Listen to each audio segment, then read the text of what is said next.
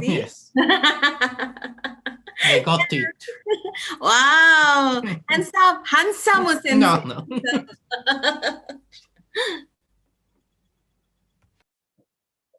Okay.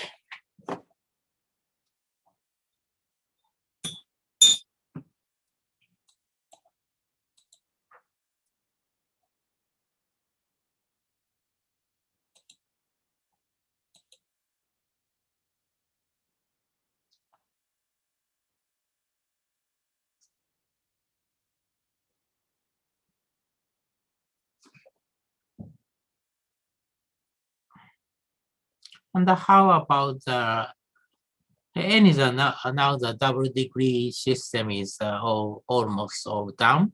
Almost all done. So yes, our professor meeting is also approved this month, and so the anytime it's okay, we can if we Start. can make a signature or Very good. okay. Yesterday I heard about the our dean and our vice president is having a meeting, regular meeting. I think they already reached the decision, the final decision. But because I'm the student, I don't know how the Yes, yeah, it's okay. Doesn't matter. yeah, I hope. But the last time I heard, they already have the final draft and decision. So I think I will check and we can proceed immediately, Sensei. Excuse me, can we start now? Yes, we can. Let's do.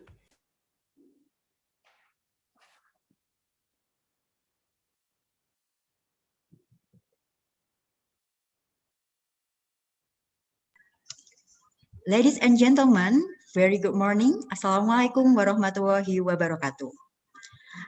My name is Isna Mahmuda. I'm a moderator for today. And welcome to our international workshop series, Gastroenterology Research Opportunities in Antimicrobial Resistance, Metagenomic Clinical Surveillance, and Wet Lab Experiment. This workshop is hosted by Helicobacter pylori and Microbiota Study Group, Institute of Tropical Disease, Erlangga University. In today's workshop, we will discuss about clinical surveillance, which will be divided into two sessions.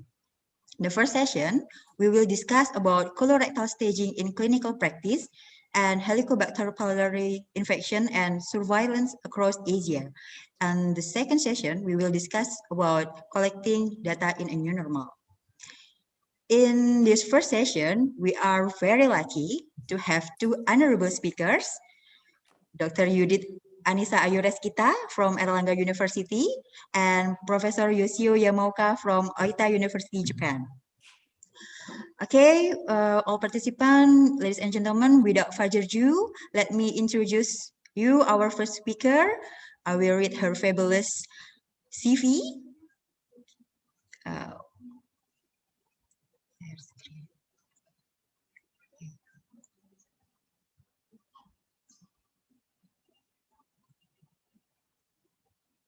Okay.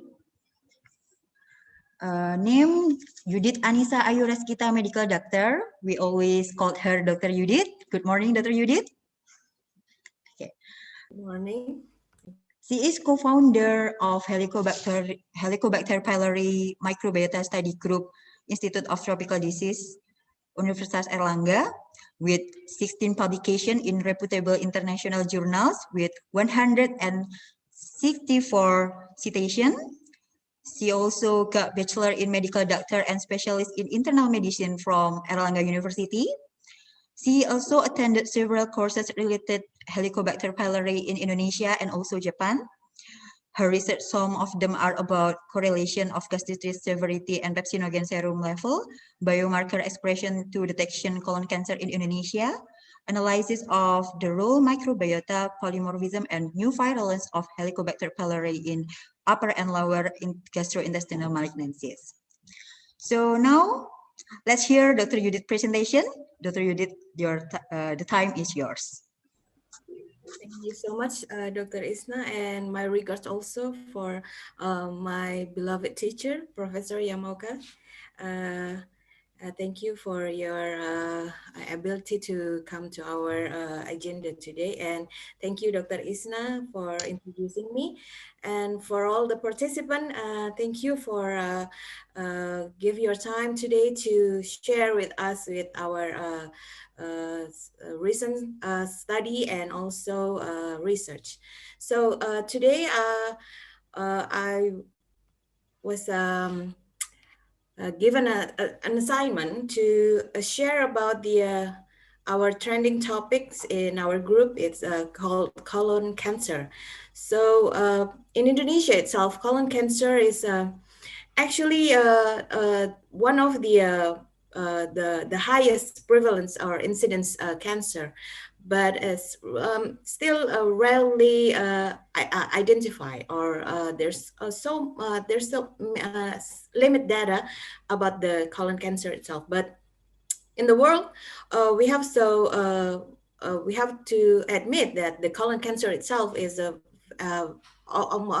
include the three highest cancer in the world. So without further time, I will try to share my presentation. Wait a minute.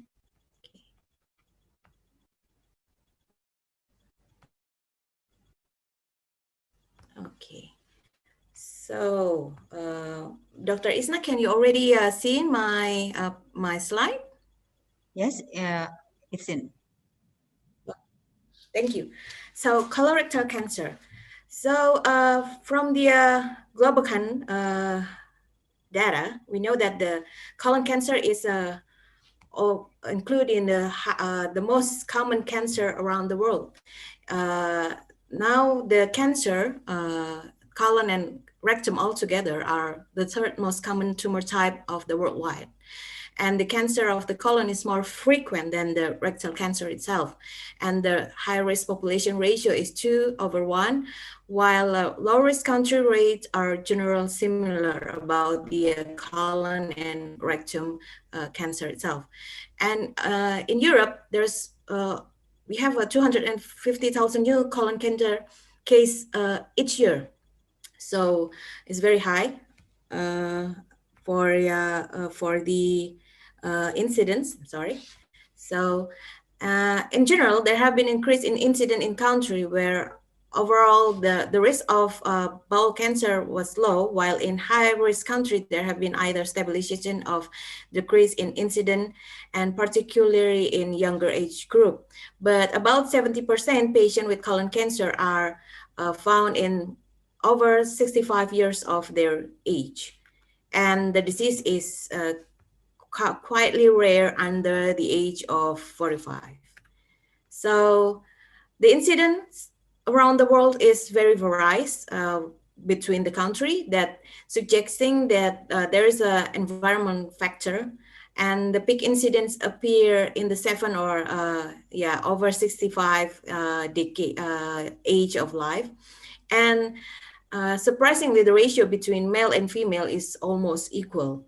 And in Western world, racial and groups, there's still difference. So genetic and cultural factor are still very important, and lifestyle play a very important role in etiology of the cancer itself.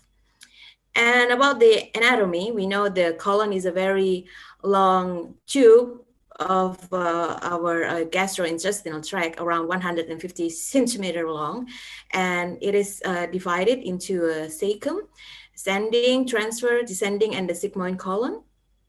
And also the ileocecal valve forms the junction between the small and large bowel, and demarcates the cecum from the ascending colon. The transfer and sigmoid colons have a mesentery and entirely intraperitoneal, while the ascending and descending colons are partially extraperitoneal. And the colonic wall comprise 4 layers. In here we can see the mucus and the submucus. The mucosal layer, even though it is circular or longitudinal, and also the serous layer. So what is the etiology of the cancer or the colorectal cancer itself? There's so many uh, theory about this, and it includes many genetical and environment uh, theory, but the exact cause is still unknown. But how about the risk? The colorectal cancer, there are so many epidemiologic study that say that the age and also diet and the condition like the polyps or even though the genetical inherit some of the medical history also give risk for the appearance of the colorectal cancer. The genetic factors, the inflammatory, such as the IBD, and also radiation. So like we know, every cancer usually have a high correlation with the aging process. So colorectal cancer is more likely to occur at people that getting older. So the disease is more common in people over the age of 50. But colorectal cancer can also occur at younger age. Even in a rare case, like genetical problems, they can occur in their teens period of life. How about diet? The diet also had a major correlation in the colorectal cancer. So the diet that seems to be associated with the colorectal cancer is a diet that high in fat and calories and also low in fiber. Diet low in indigestible fibers and high in animal fat increase the fecal bile salt and selenium deficiency, and this can lead to high anaerobic bacterial count in feces. So maybe it can, well, we still have many theory about this. Does the bacterial or the microbiota also have anything to do with the occurrence of the colorectal cancer?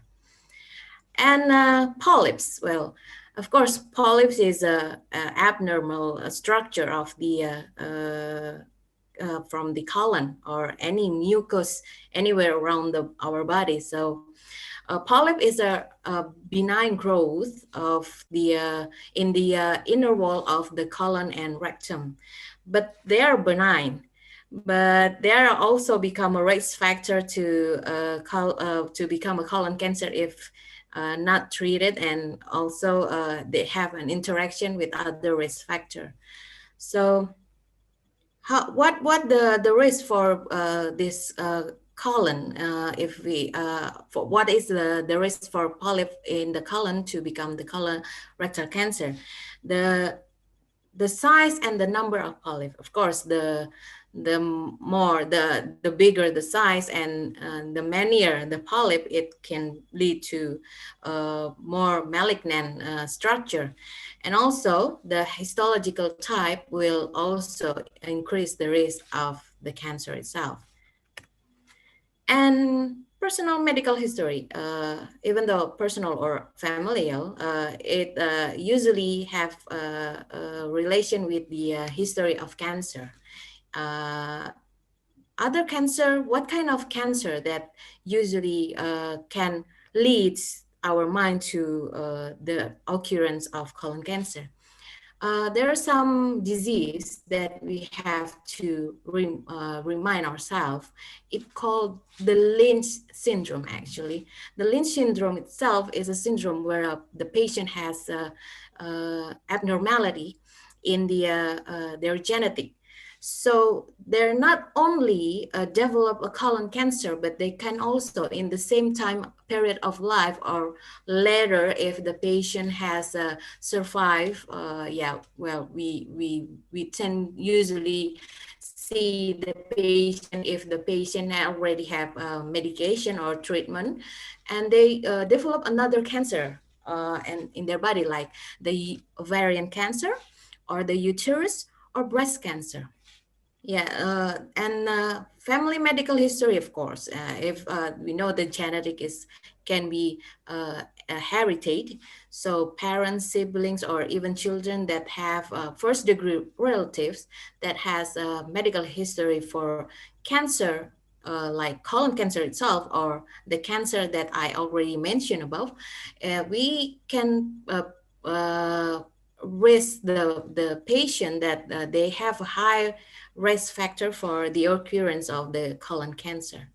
So this one is very famous. The Lynch syndrome, a very rare case, but in Indonesia, have I ever met the patient? Yes, I did. So it's still not only in Europe, but also in Asia itself. So another hereditary factor is the FAP, the familial adenomatous polyposis. So they also can occur, or they produce polyps, which is one of the risk factors to become the colorectal cancer. And this condition, the FAP, is account for 1% of colorectal cancer cases. And people with FAP typically develop hundreds to thousand colony polyps. So remember before that the man here, the bigger the size, or the man here, the amounts of the polyps, it can lead to malignancy, even though the polyps are initially benign. But there is nearly 100% chance that the polyps will develop into cancer if left untreated, because 100 of polyps, I think one of them can be a trigger to become malignant. And because they already have abnormality in their proliferation status, so mutation is very sensitive. So mutation chains like in the APC gene can, which become the base of the causality of the FAP. So ABC mutation is also become one of the risk factor to the occurrence of the colon cancer. And the HNPCC, or hereditary non-polyposis colorectal cancer, the other name, the easier name is called the Lynch syndrome, which I already stated before. This accounts for the 5 to 10% of all colorectal cancer cases, higher than the FAP itself. And the risk of colorectal cancer in family with HNPCC or Lynch syndrome is 70 to 90%.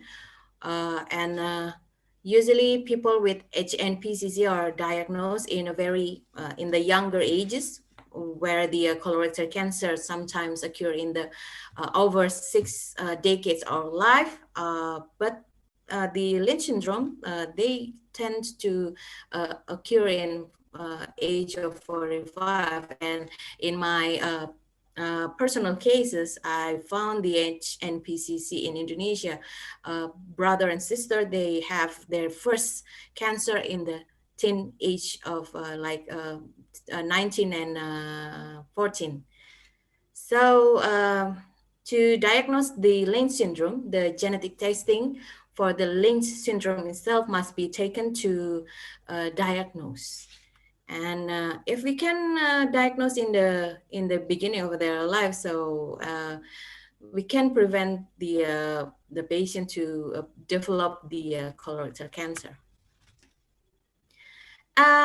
Beside the genetic factor, we also have the inflammation. We know one of the risk factor for the cancer itself is the inflammation process. So what kind of inflammation that can trigger the colon cancer?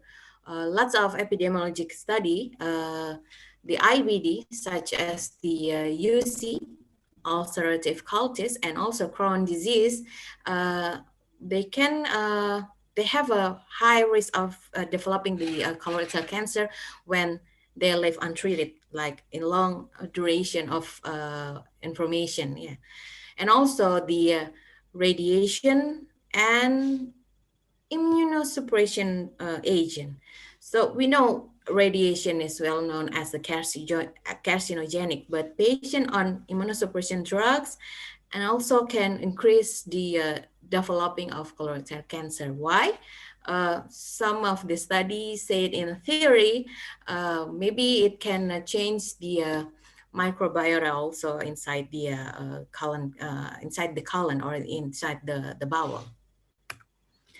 So in a general population, the lifetime risk for develop the colorectal cancer, maybe 5% in their lifetime. But if the person have personal history of colorectal cancer, the occurrence some increasing, become 20 or 15%. And if the person also have the IBD in their lifetime, the risk of in their lifetime to have the colorectal cancer is 40 to 15%. And the Lynch syndrome and FAP, they almost 100 over 80% in their lifetime, they have a risk to have the colorectal cancer. So this is not very good to be heritage. So we know that like I said, what is the exact cause of the colon cancer?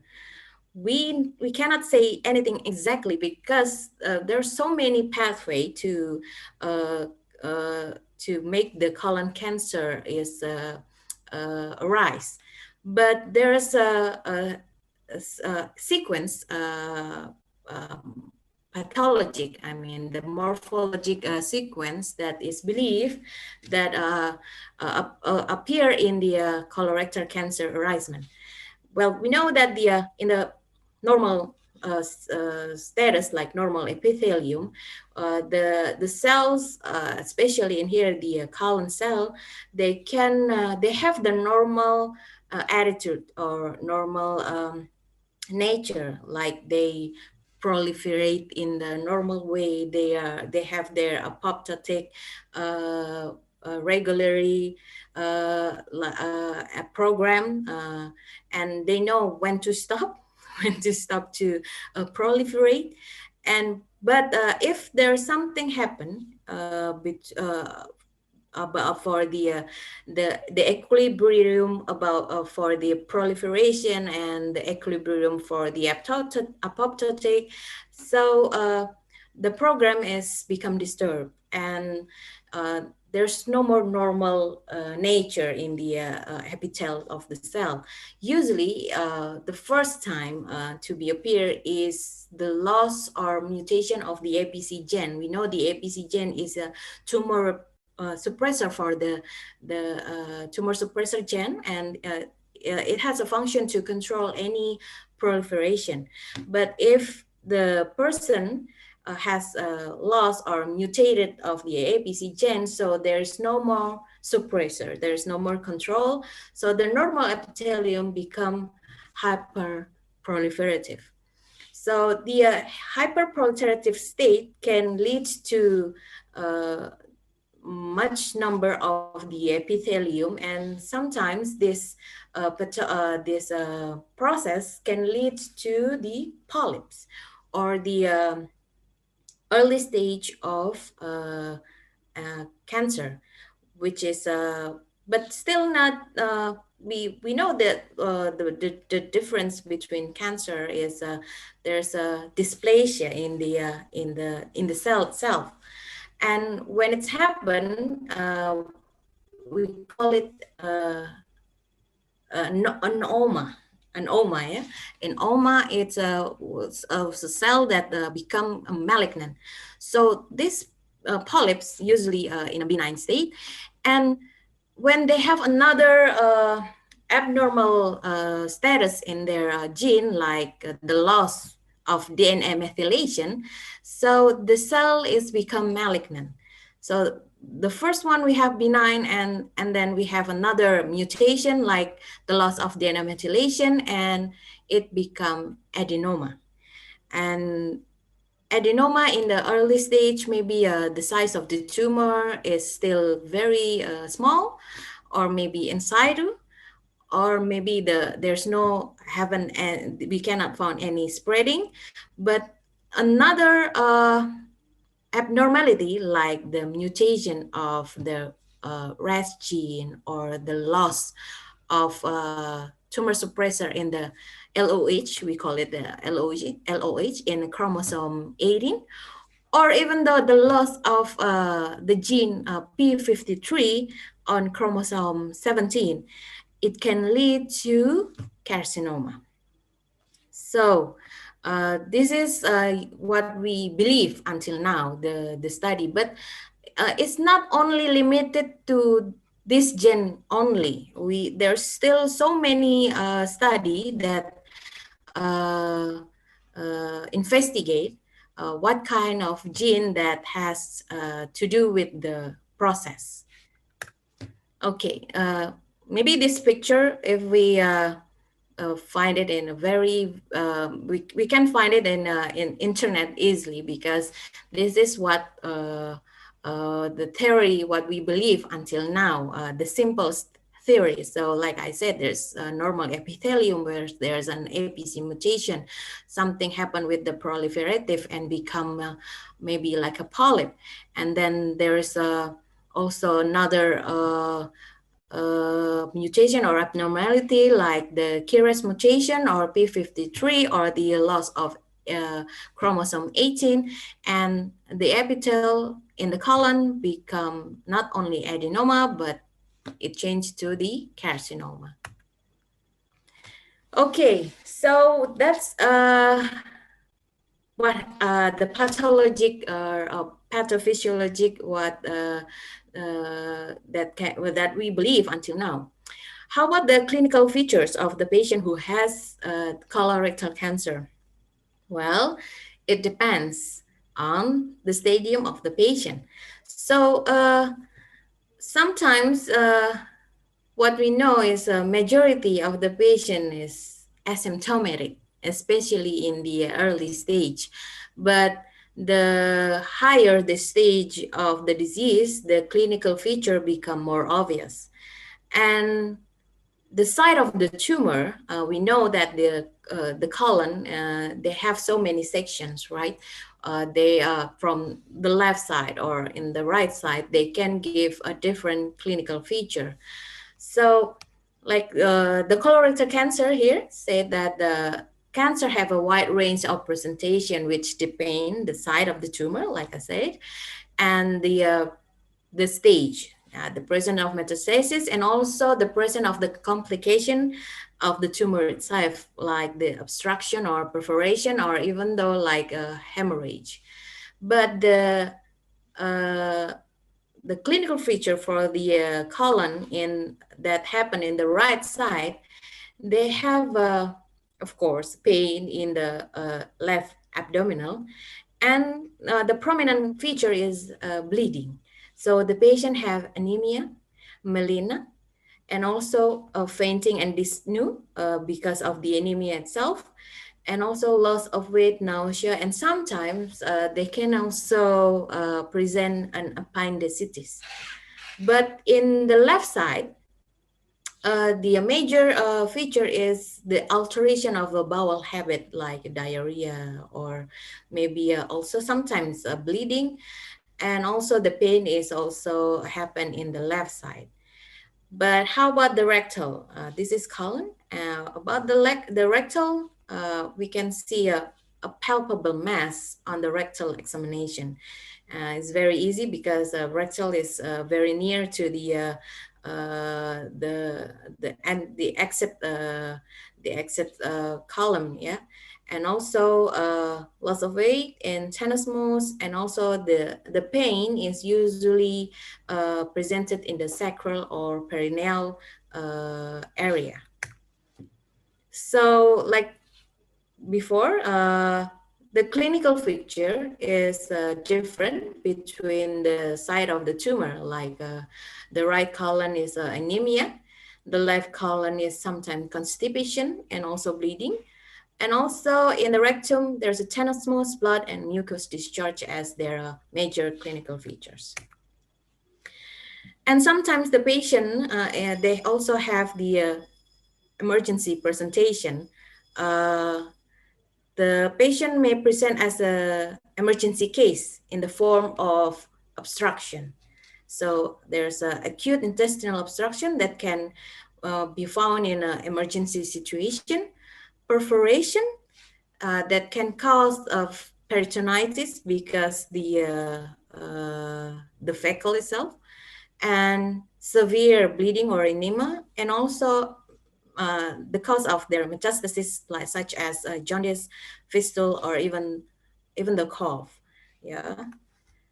So how about the distribution? Yeah, the distribution can appear in anywhere along the colon itself, but the majority of the colorectal cancer is happen in the sigmoid area, and after that in the cecum area. Why? Because there's a transitional epithelium that lies in this area. So the investigation can be done by the direct rectal examination or the fecal occult bloods for the screening, and also blood and electrolytes and sediment, erythrocyte sediment rate, electrolyte disturbance, and also sometimes CEA can be detected as abnormal. And we also can use the imaging as our investigation model, such as X-ray and barium enema, and also CT scan or also MRI. Other invasive technique that can be used to identify the colorectal cancer is endoscopy. There are so many tools that can be used to examine the colorectal cancer, such as endoscope. The endoscope is very short. It can be it only can be used to make examination for the anal. Sometimes use this in the outpatient ward, yeah, outpatient clinic, I mean. And we have also a rigid sigmoidoscope. It's very rigid and it can only reach until the sigmoid. And we also have flexible sigmoidoscope. It can travel through the sigmoid, but it's very short and less time. And if we only have a suspicion that the cancer or the abnormality happen in the sigmoid. But if we have a suspicion that the abnormality happen in the sigmoid, in the cecum, so we have to use the colonoscopy that can travel along the colon. So this is what we have. So many tools that can be used or choose. So what do we have to look for the colonoscopy or endoscopy? So we have the advantages is we can visualize the lesion very clearly, like here we can see it, and uh, the colonoscopy has advantages such as not only it can diagnose the colon or the abnormality in the colon, but sometimes if we find something benign such as polyp, the endoscopy can become the tools of therapy also, because we can do the polypectomy at that time. And sometimes we perform this colonoscopy under sedation. Why sometimes? Because in Indonesia, maybe we can perform it without sedation, but we have to give anesthesia. But sedation is sometimes rarely we perform it. Of course, we have to make a consent for the patient, because if we suspect the patient has a cancer, that if we travel through the colon and find some things like this or mass that is very fragile, the bleeding or perforation can be happen. So the consent is very important. And what is not very easy to the patient, maybe the preparation, yeah, for the bowel preparation, the prior to the colonoscopy. So in the colonoscopy itself, we have to perform the biopsy if we find something suspicious, because the gold standard for the colorectal diagnosis is the pathologies. So if we find something suspicious, so we have to make the biopsy and tissue collecting tissue, and we have to send it to pathologists to be examined whether the sample is containing malignancy cells or not. So sometimes we also have the macroscopic sample, which is can be obtained only in resection, so a big operation.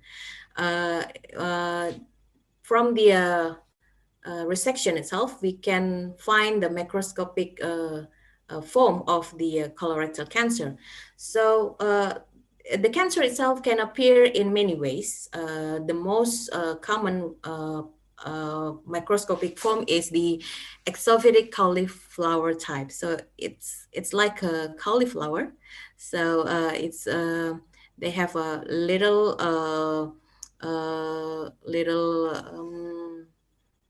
you call it like balls, yeah. So it's very common, and sometimes we can find it in ulcerating lesion. We can see it, the ulcer here.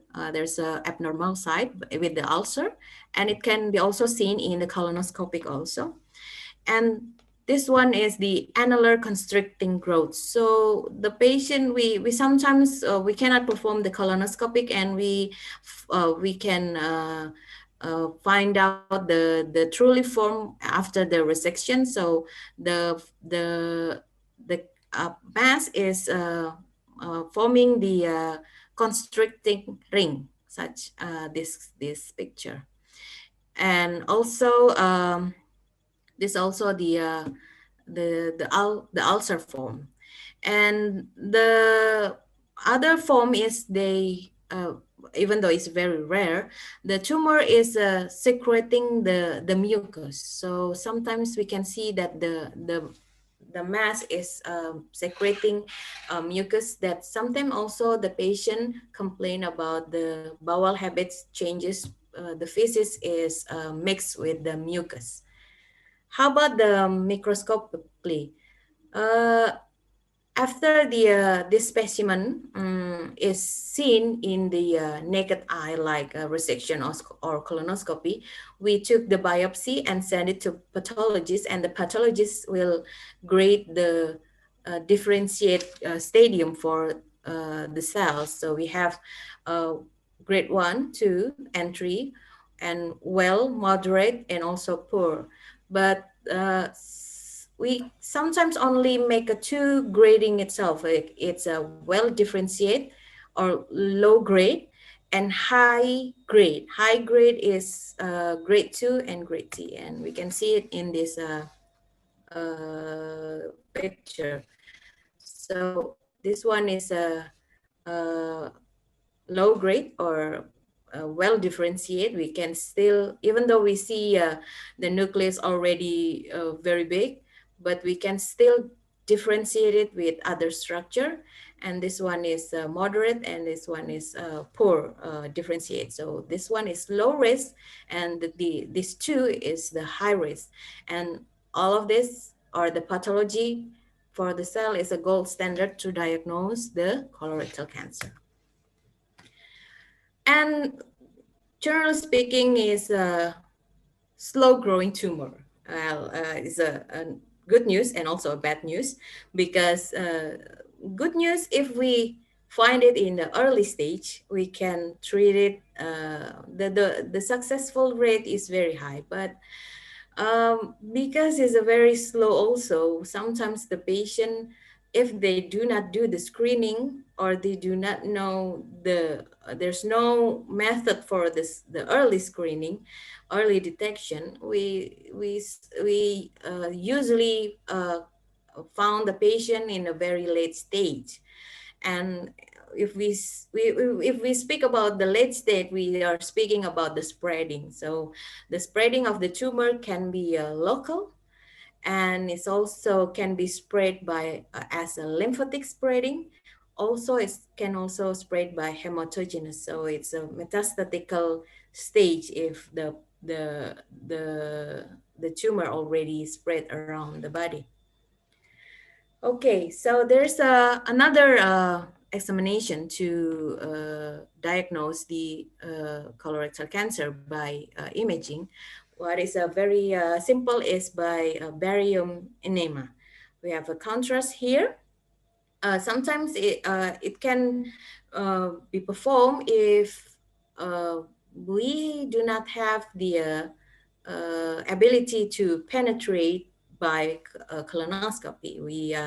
We sometimes do the barium enema, and in here we can see the obstruction here and the gap, whereas the color of the enema or the barium is cannot fill all the lumen, and we can see the defect of the lumen, and we can have a suspicion that there's something happen in here. Maybe there's a mass, and usually if we have this obstruction, whether it's the like a cauliflower or maybe the obstruction ring.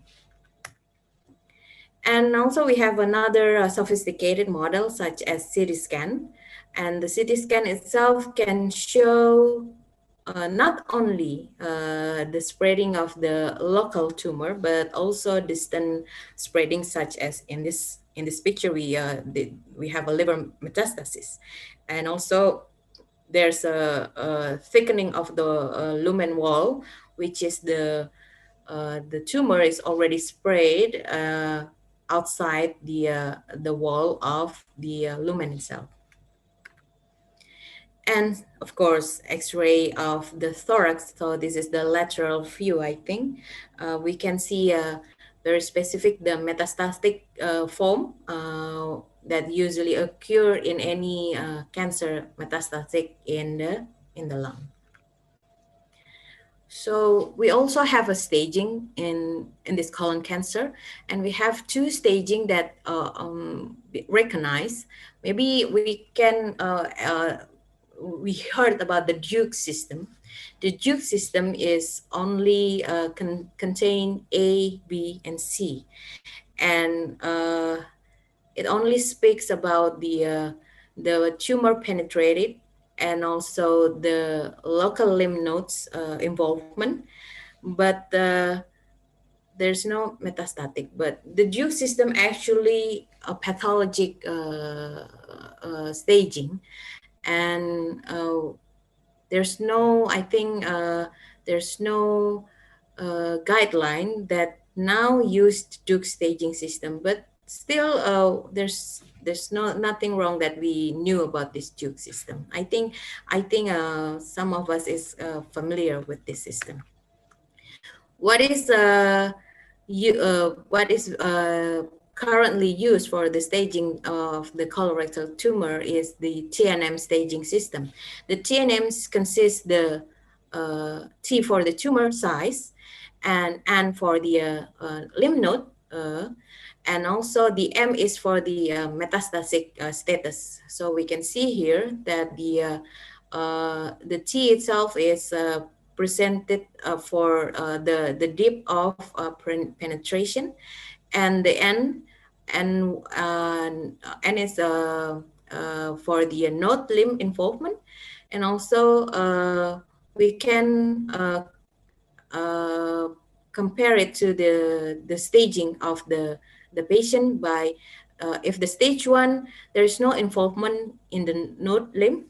Stage 2 also there's no still no involvement of the node, but the tumor infiltration is higher. Stage 3, if we already found the node involvement, so any TR is we conclude it as a stage 3. And for the stage 4, if we find metastatic, so there's any T or any N, we call it stage 4.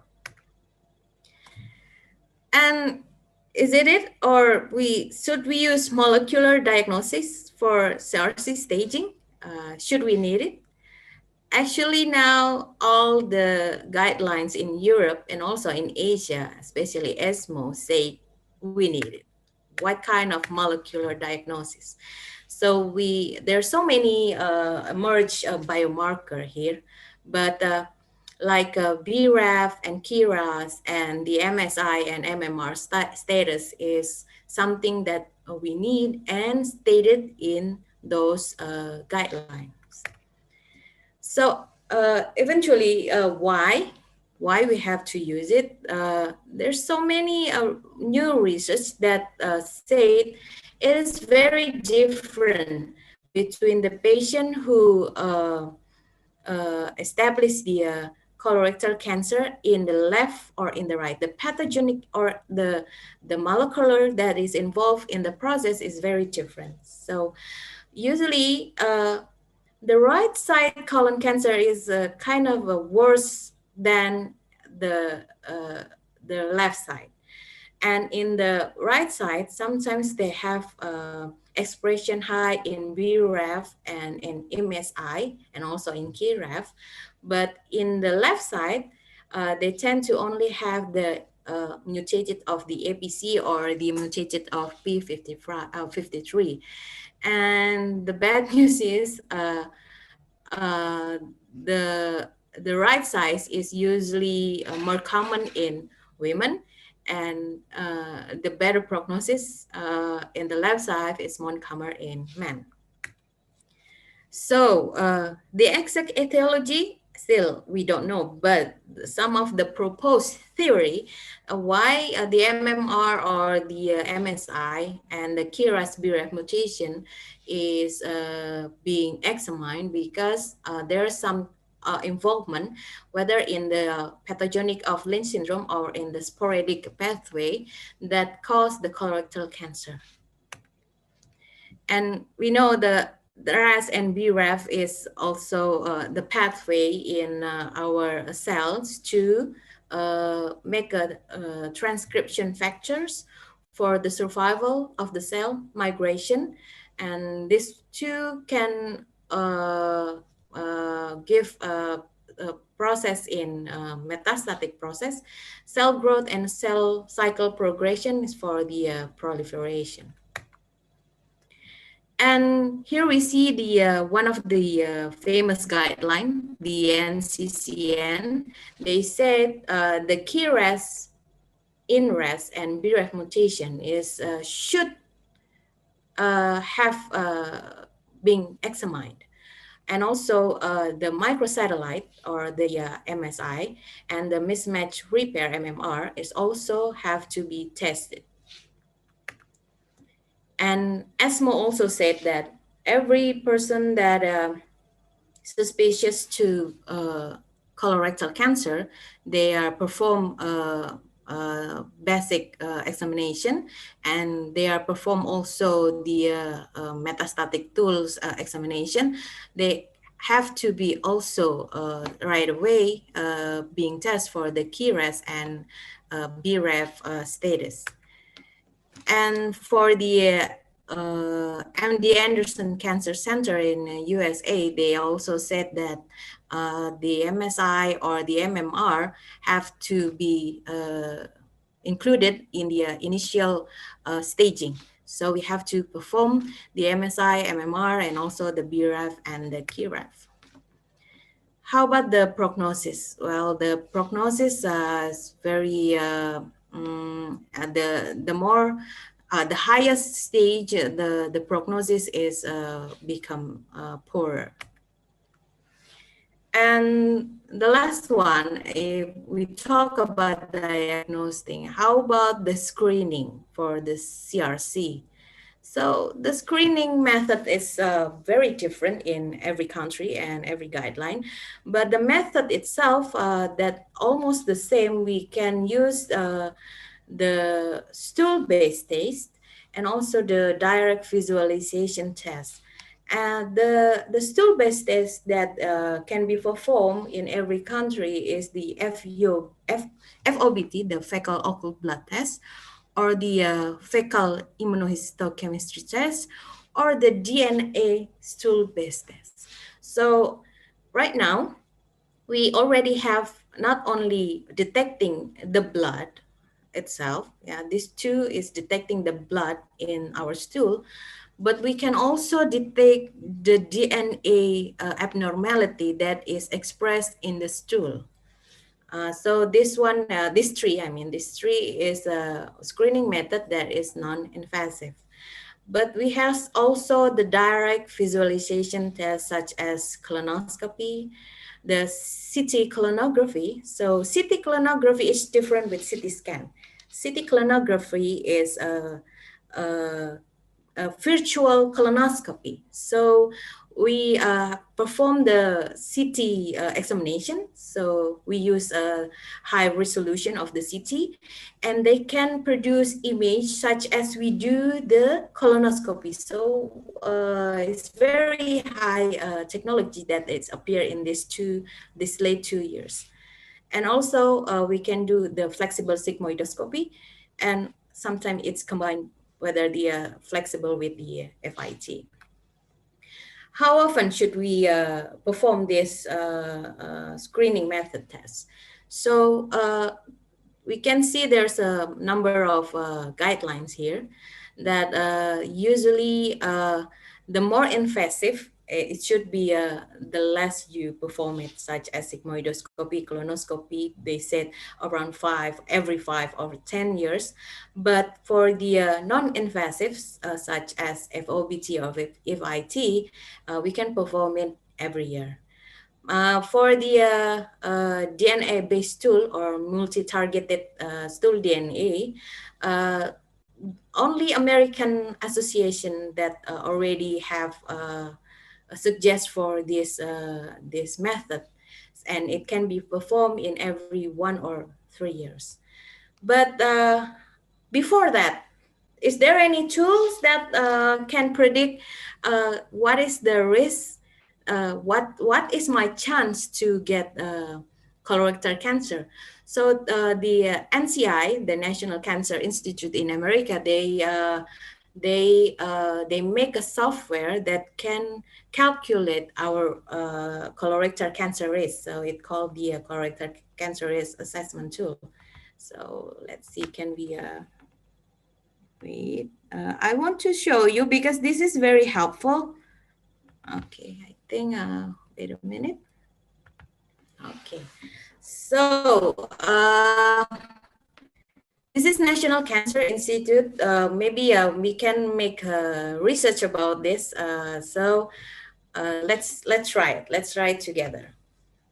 So what they calculate is the demographic, diet, and medical history, and also family history. So let's try it. Is the patient Hispanic? Okay, try pretend it is me. Is the patient Hispanic or Latino? No, I'm Asian.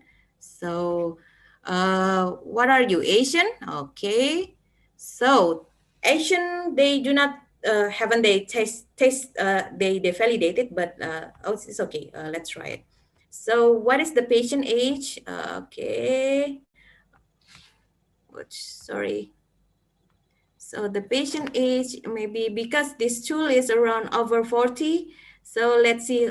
Okay, the youngest. Oh, but that is not my my real age. Okay, I'm 17. No. Okay, so female. What is the patient height? Okay, American always use feet. So say like 150 centimeter is around 5 feet. 60 is around 130. And diet, okay. Vegetable, maybe one times a week, okay. Half carbs, yeah. Moderate physical activity, okay, maybe two times, yeah, because the physical distance and the isolation. How many hour? Between 1 hour, okay. Any vigorous activity, maybe. So how many hour? Okay, 1 hour. Did the patient have a colonoscopy? No. Okay. Take any medication? No. No. Still have period? Yes. Okay. Family history, mother, father, no. Yeah. Okay, and then we can calculate the risk. Oh, sorry. Okay, let's calculate again. So my risk right now, 5 year is 0.1%. So we can choose this very simple tools, and in my lifetime is still like very low, 3.2%, but hopefully it's not. And we can use it in the risk calculator by the NIH. So back to the this slide.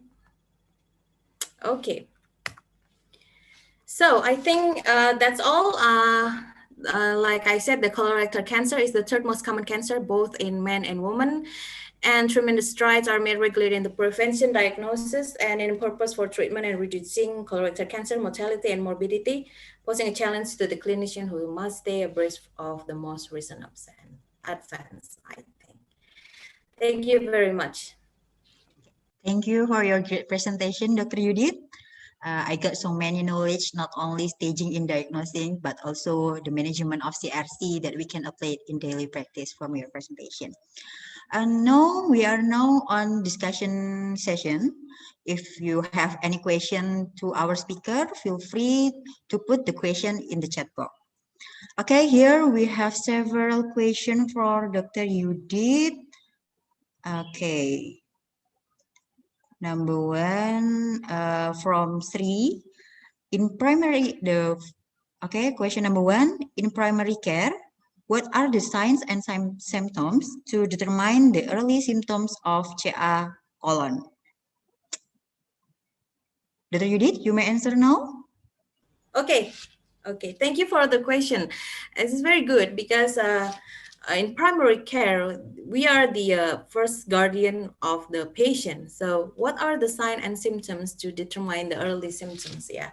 The early symptoms is, like I said, is very hard because uh, sometimes it's asymptomatic. There is no sign and there is no symptoms, but the change the what can be the alarm of our knowledge to the patient is when we took medical record, we know the medical history of the patient, so we can raise our awareness. So if they have a history of polyps or another neoplastic, or maybe diagnosed before by for the polyps or a cancer, colorectal cancer, we have to make another assessment to find another symptoms for the patient. And also not only the patient's history, also the family history. If they have a first relative degree of family member that present the cancer, whether it's a colon cancer itself or another cancer, we have to also raise our awareness to make another investigation, such as the changing of their bowel habits. So I think that is the first entrance for we find the early symptoms for the colon cancer patient. The change of bowel habits is like a diarrhea, or maybe a hematocysia, melena, or also another complication that is can occur because of the complication of the patient, such as obstructions, and also the fatigue and weakness, and also the loss of appetite, like anorexia or loss of body weight. I think that is the first early symptoms that can be guided. So it can be anything, I know, but if we say it about early, it's very wide range, and but that's okay. That that entrance can rise in our awareness to find, to investigate whether the patient has colon cancer or other abnormality that have anything to do with the bowel abnormality. I hope that can be clarify your question. Thank you. Okay, thank you, Dr. Judith. And the second question is, what kind of DNA is examined in DNA stool-based kit? Is it highly recommended rather than invasive tests? Okay, thank you for the question. So, the DNA stool base test now is very new, and of course, this is actually a good method to rise in the sensitivity and specificity in the diagnose, but because this is a MTD, multi-targeted DNA. So what kind of DNA can be examined in the kit? The most famous brand, that is also already being approved by the FDA is the if I'm not wrong, color guard. Color guard is the name of the kit for the DNA stool-based examination. What what do they examine? They examine the DNA of the mutant care, right? And also the if I take the BM3 and also another region, if I'm not mistaken, the aberrantly methylated gene. So they are multi-targeted, but is it highly recommended? Until now, there's only the American ACS, I mean American Cancer Association, that uh, suggests in their guideline to perform this DNA stool-based kit because the price is very expensive. One kit approximately around $250. It's around like 3 million rupiah, and so it's the same with the colonoscopy itself, the price. Uh, and they so what is the advantage? Is it recommended? Maybe if you have the fund, it's okay, and there's already guideline that can suggest to do that. But the disadvantage is, I think, the high false positive is, we as the examiner, we as a doctor has to be wise to conclude what the result, because the possibility of false positive is still high. And also, if we find it, we still have to perform another diagnostic tools to prove that is there's a real abnormality inside the colon, such as the colonoscopy. So um, if we find abnormality from the DNA stool-based kit, we still have to perform another methods to prove whether there is a tumor or not, and the treatment cannot be done by the diagnosis of the DNA stool-based kit itself. Thank you. Okay, thank you, Dr. Judith. It's very clear. And for the next question, Dr. Judith, what is the consequences if we only diagnose the clinical staging without the molecular staging? Okay. So the consequences if we only diagnose the clinical staging. Well, the purpose for the clinical staging actually it's for the choice or the regimen, the treatment itself. So it's very different if the person have the staging for the first stadium and the advanced stadium, like the fourth stadium. So molecular staging, is it important? Yes, because it's also determine what kind of treatment we can give to the patient. So the guideline now is recommend three molecular diagnosis with the BRAF, KRAS, and also the MMR and the MSI status. The KRAS and BRAF is very important if the patient having a fourth stadium or the end stadium, because if the person have a KRAS or BRAF status, we cannot give them the targeted therapy such as the EGFR inhibitor, because we have to find another way because they will resistance to that medication. And also for the MSI and the MMR. MSI and MMR is usually can be become a important factor if the patient is expressed in stadium 2 or stadium 3. In a stadium 2 or 3, the choice of regimen is usually the 5-FU. But if they present the MMI, the MMR or MSI status, so it's they will become resistant to the regimen, and usually we can use another regimen such as Volvox or capecitabine. Thank you. Okay, thank you, Dr. Yudi. Thank you very much. And this is a great discussion because the time is very limited. So I'm sorry for the next question. And I guess that the last question is linked with the answer Dr. Yudi, the sorry, the answer before. So for all participants, thank you for your active participation. And can we move to the next speaker, Dr. Yudit?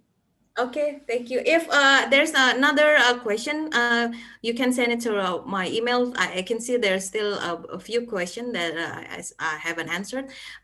Maybe you can share it in the chat rooms for my email, and I will try to answer it. Thank you. Thank you. Okay, for ladies and gentlemen, now let's welcome our respectful speaker, Professor Yoshio Yamaoka, Medical Doctor PhD. Konnichiwa, Professor Yamaoka. Hello, thank you very much. Okay, so I'm Yoshio Yamaoka from Japan, the Oita University of Faculty of Medicine. So maybe I can share the screen. Okay. Sorry, Professor, can I introduce you to all? Yes, first, please. Thank you. Okay. Okay.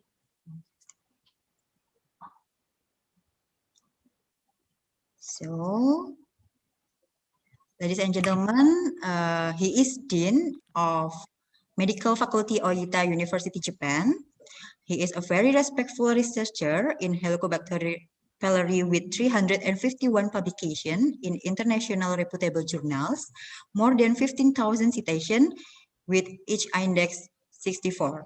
He is Professor, Department of Environmental and Preventive Medicine, Oita University, Faculty of Medicine, UFU, Japan, and also as Professor in Department of Medicine Gastroenterology, Houston, Texas, United States of America. Prof. Yamaoka also editor in several Scopus Index journals, such as World Journal of Gastroenterology, Gut Pathogens, +1, Gastroenterology Research and Practice, and also scientific reports. He received Japanese Society for Helicobacter Research from Uehara Award and Kobayashi Rokuzo Awards. So now let us hear presentation from Professor Yamaoka. Yamaoka Sensei, the time is yours. Okay, thank you so much. So, okay, I can share the screen.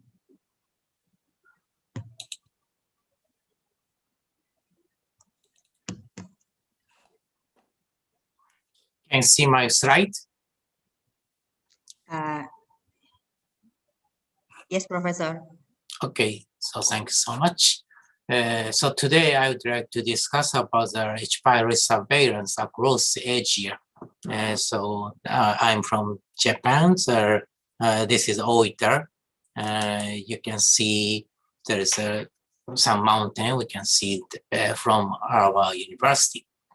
As you can see, the Helicobacter pylori is a gram-negative bacteria living only in the stomach, discovered in 1983 by Barney and Marshall. This is a class 1 carcinogen. And this is a very famous study in 2001. If the H. pylori negative patient without therapy, after 10 years, there is no patient became gastric cancer. In contrast, if the H. pylori positive patient follow up for 10 years, several percent become gastric cancer. That's why currently there are almost no H. pylori nearly equal no gastric cancer. And so that's why the H. pylori infection is very famous and also important to eradicate. And however, there is many factors involved in the gastric cancer, probably not only H. pylori, also the inflammation, host genetics, also the environment and the microbiome. However, today we have not so many time, so we focus on the Helicobacter pylori virulence factors. This is my review in Nature Reviews in 2010.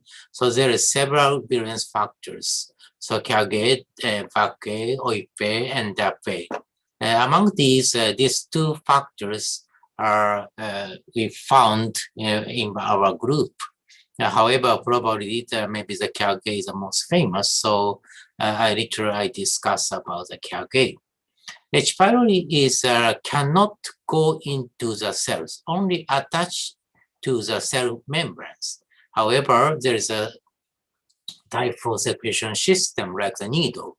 Then the Kage protein go into the cell, and then it is phosphorylated, and there are several oncogenes in the host factors. For example, the SHIP2 or PAR1 bind to the Kage and then become a gastric cancer. And so this is a very famous scenario.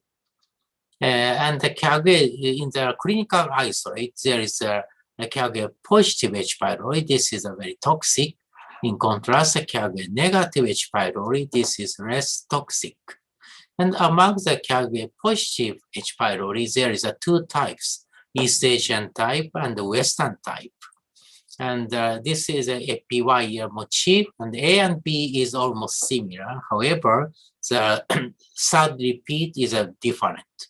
In the Western type, there is a so-called APY C, and this is a several repeat. And if the repeat number is increased, it should becomes virulent.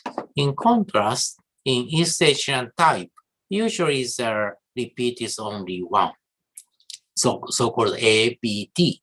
For example, this is ABC or ABCC, ABCCC, something like this. And this is my very old studies in 1999 in gastroenterology. At that time, we checked the Colombian strain and United States strains. So if the number of repeat is increased, atrophy score and the intestinal metaplasia score is increased. And also, how about in Japan? In Japan, as I said, most of the strain is only the one D repeat. However, we found there is only the 6 strains with 2 repeat. But these strains are all from gastric cancer. So this is a very old study. However, this clearly shows the importance of Kage and also the number of repeat. And then this is a new GloboCam data in 2020. Currently, this is a number of gastric cancer for all ages. So the worst one is Mongolia, and the third one is Bhutan, and Vietnam, and Myanmar, and 38 is Japan. But as you can see, Japan is very exceptional. This means that in most of other countries, incidence and mortality is the same. So it means that gastric cancer is usually found in advanced stage, and gastric cancer equal dead cancer, dead disease. However, only in Japan and also maybe in Korea, even the incidence is very high. For example, in Japan is the third highest incidence of gastric cancer in the world. However, 38 of the mortality. This means that in Japan we have somewhat a good system. Maybe if we have time, I can discuss Japanese situation in the last slides. Anyways, in Japan, we have almost all cases. We can now do the eradication of the H. pylori, and also if we use a national insurance, so we must perform endoscopy, a gastric camera. Otherwise, we cannot use our national insurance. So that's why the number of the endoscopy is also very high. So that's why we can easily to find early gastric cancer. Anyways, for maybe in this, because our duty in this lecture is surveillance in Asia. So we focus on this Mongolia, Bhutan, Vietnam, Myanmar, and also, of course, we can discuss the situation in Indonesia. First, we are very interested in the Bhutan. Anyways, this is my record, where I went there and then to do the endoscopy. So, of course, we have a very good collaboration with the Indonesian, especially Aikranga peoples. And so we had many places to do the endoscopy survey, but not only in Indonesia.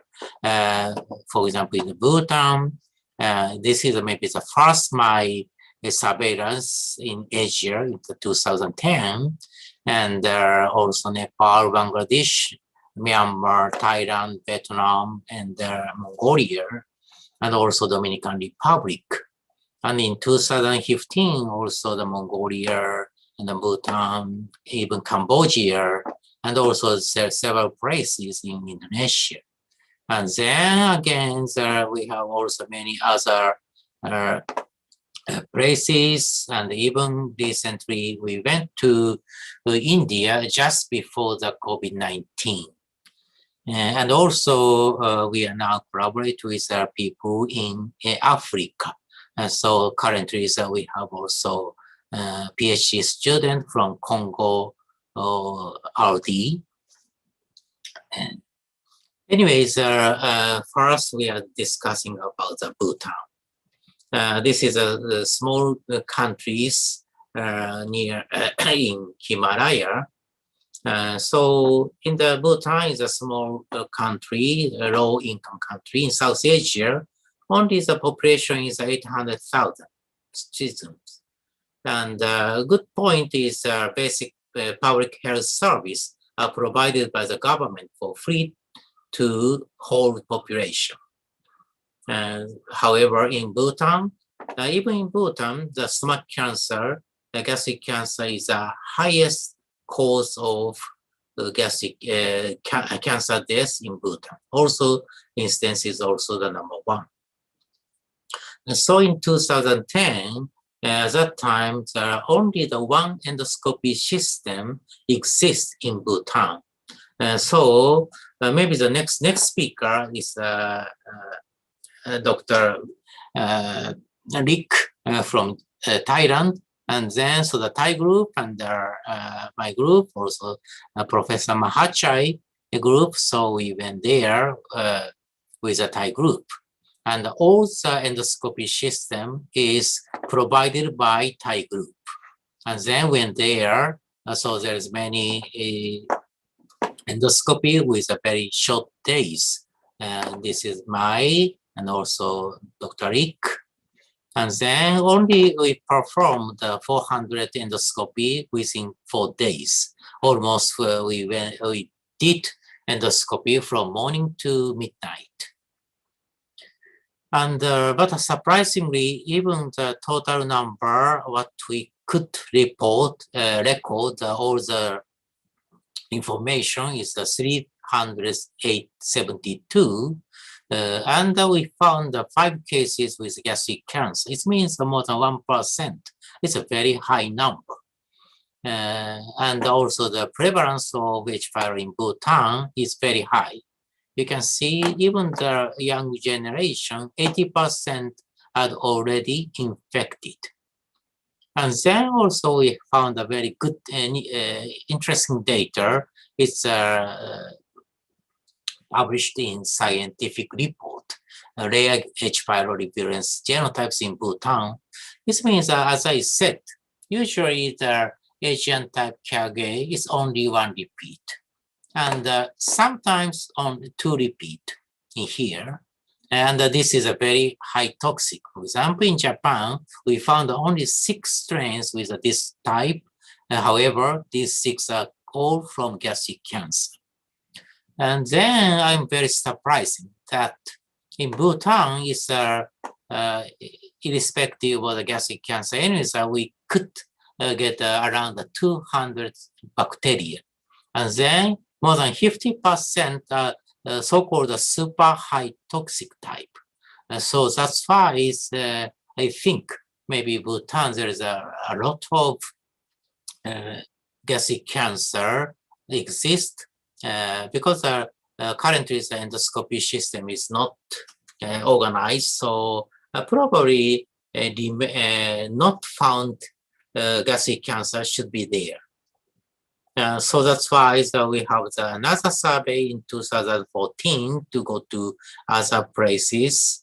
Also, so at the time, also Rick and me do the endoscopy, and a lot of people gathered to the hospital because, for example, in this town, there is no endoscopy system at all. So that's why many people probably with dyspepsia, some symptom went there. And then at the time we can find the early gastric cancer. And then in 2015, again with the Thai group and the Thai, Japan, Bhutan, is we call the gastroscopy camp. We went to Ha, another very small town. And then again, we have find some gastric cancer, and we do the endoscopy until the midnight. And again, we found a lot of gastric cancer. So totally, we prevalence of H.pylori infection very high, and also the predominant type was very high virulent. And prevalence gastric cancer and ulcer is also very high.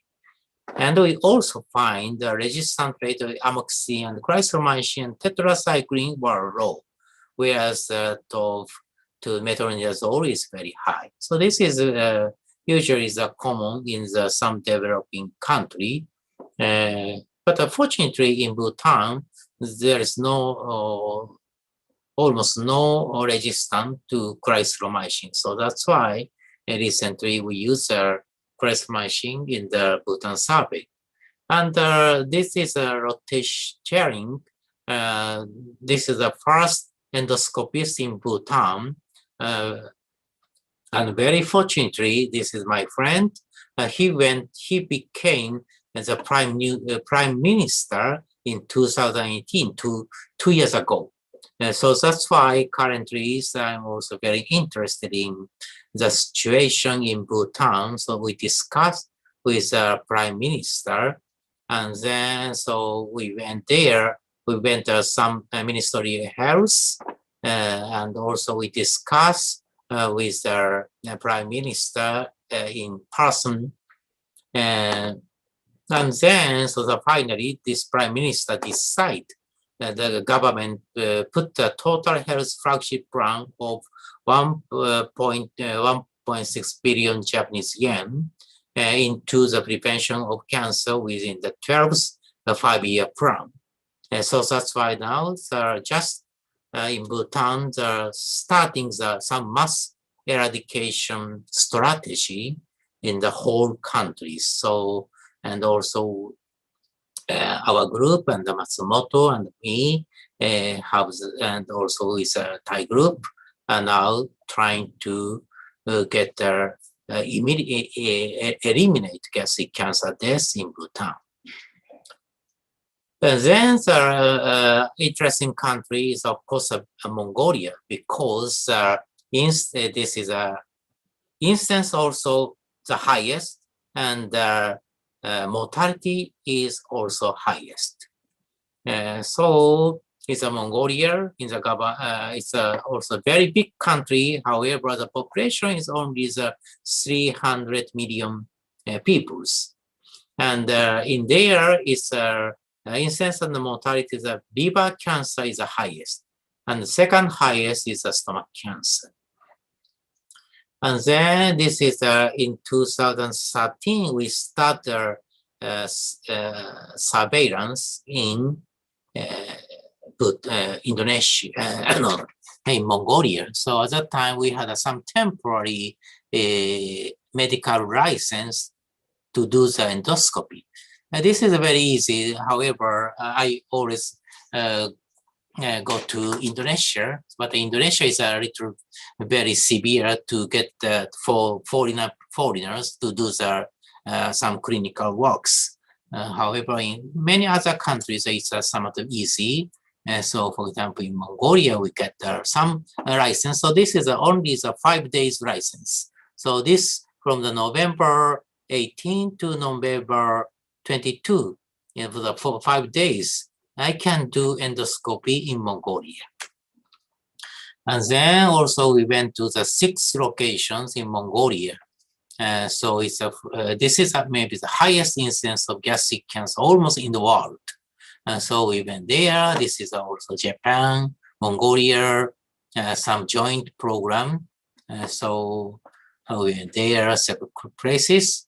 Again, in Mongolia, the prevalence of H.pylori is very high. Overall, 80% are infected with H.pylori.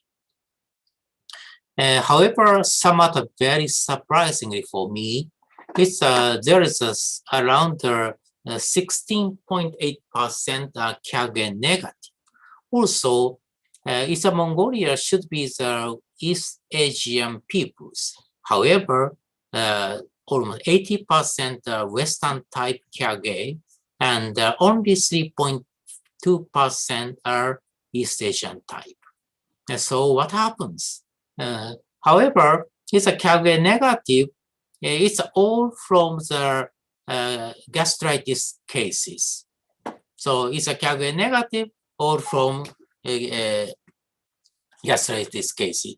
So that's why if the KAGE negative, the person who are infected with a KAGE negative probably is a little low risk.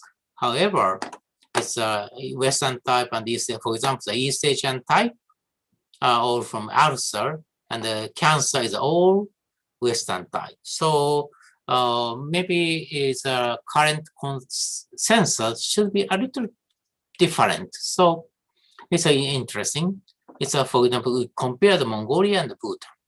Prevalence of H.pylori is almost similar, 80%. However, the gastric cancer is higher. Of course, Bhutan is also high. And KAGE type is Mongolia is a Western type. Bhutan is East Asian type. But according to the KAGE type, in Mongolia, inflammation and atrophy is moderate. In contrast, in the Bhutan, East Asian type, and the inflammation and atrophy is very severe. So that's why Mongolia had a high prevalence of H.pylori infection. KAGE positive was more virulent than KAGE negative. This is true. However, most KAGE type were Western type. So this is usually the story is the East Asian type KAGE induce severe inflammation and atrophy. And that's why it's a high risk of gastric cancer. And other countries, also including the Myanmar, maybe we show maybe one slide in the later, Western type Kage or Kage negative, weak or moderate inflammation. So that's why low this gastric cancer. So this is probably the consensus. However, in Mongolia, something like this. So it's really Mongolia is a Western type Kage infected. So that's why the inflammation and atrophy is not so high. However, high incidence of gastric cancer. So what happens? So maybe the environmental factors, maybe host factors, also not only Kage, probably the other virulence factors in H. pylori or microbiome. So this is a very little, so we are now studying about it. And for example, in this part, ubus, in the western part, it's the highest incidence of gastric cancer. And gradually become low, and the Ram-Gobi is the lowest. And H. pylori rate, prevalence of H. pylori looks like somewhat correlated. So it's really in ubus, it's the highest, in the lowest incidence of gastric cancer, low. So probably it's true that H. pylori is also involved in the gastric cancer. However, it's also maybe other factors. For example, in ubus, Y is very high. H. pylori is also somewhat high, yes, but also alcohol, OAS, so and also high salt. Especially this is salt. In fact, salt intake is very, very high in ubus. So this is true also. So the environmental factor also very important to become a gastric cancer in addition to H. pylori. And also our PhD students study about the microbiota in Mongolia. This is blue color is H. pylori. So gastritis almost H. pylori, atrophy H. pylori. However, once becomes intestinal metaplasia, maybe a lot of other bacteria are involved in the stomach. And gastric cancer, maybe the H. pylori positive cases are very rare, and most of them are H. pylori negative. And then, so get them black color, enterococcus, and also this purple color is lactobacillus, is predominant in some gastric cancer cases. Currently, our PhD students are studying. So this is outcome or cause. So this bacteria cause gastric cancer, or once become a gastric cancer, this bacteria become predominant. So this is still we are not sure. However, definitely not only H. pylori, probably other bacteria should be also involved in the development of gastric cancer. So these are maybe yesterday's lecture, maybe Dr. Matsumoto in my department had presented the data. And then I'm also the visiting professor in the Mongolia, and currently there are two PhD students working about this study. And then, so of course, everybody is very interesting Indonesia. So we are also, of course, a good collaboration with the Indonesian group. We start in 2012.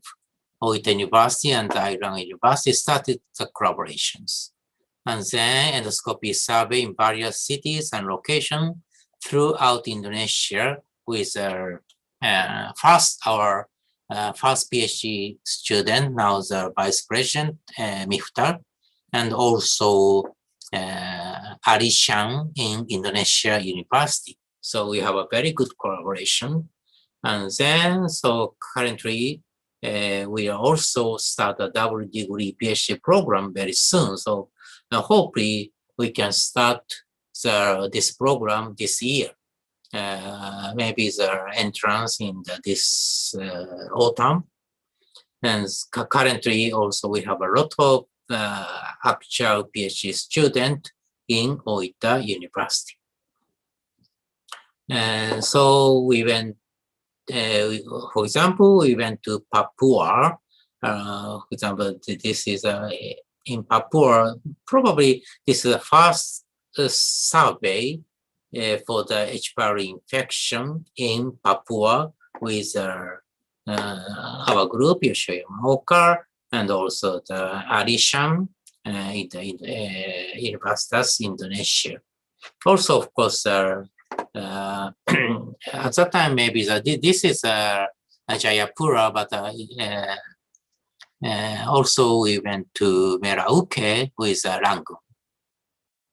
This is also very interesting data because, you know, the people is ethnic is very different. So we found in here, we have a very special H. pylori, so-called Safuru or Maori in this area. Also, we went to Makassar. Also, this is a Bugisnese there. Also, at that time, so it's a short trip with Miftar. We went to Toraja. You can see some very famous funeral party. Also, we went to the Pontianak in Kalimantan survey. So again, at that time, it's a first page of the newspaper. Our survey are presented in the newspaper. Also, of course, Java is a Surabaya and Indonesia.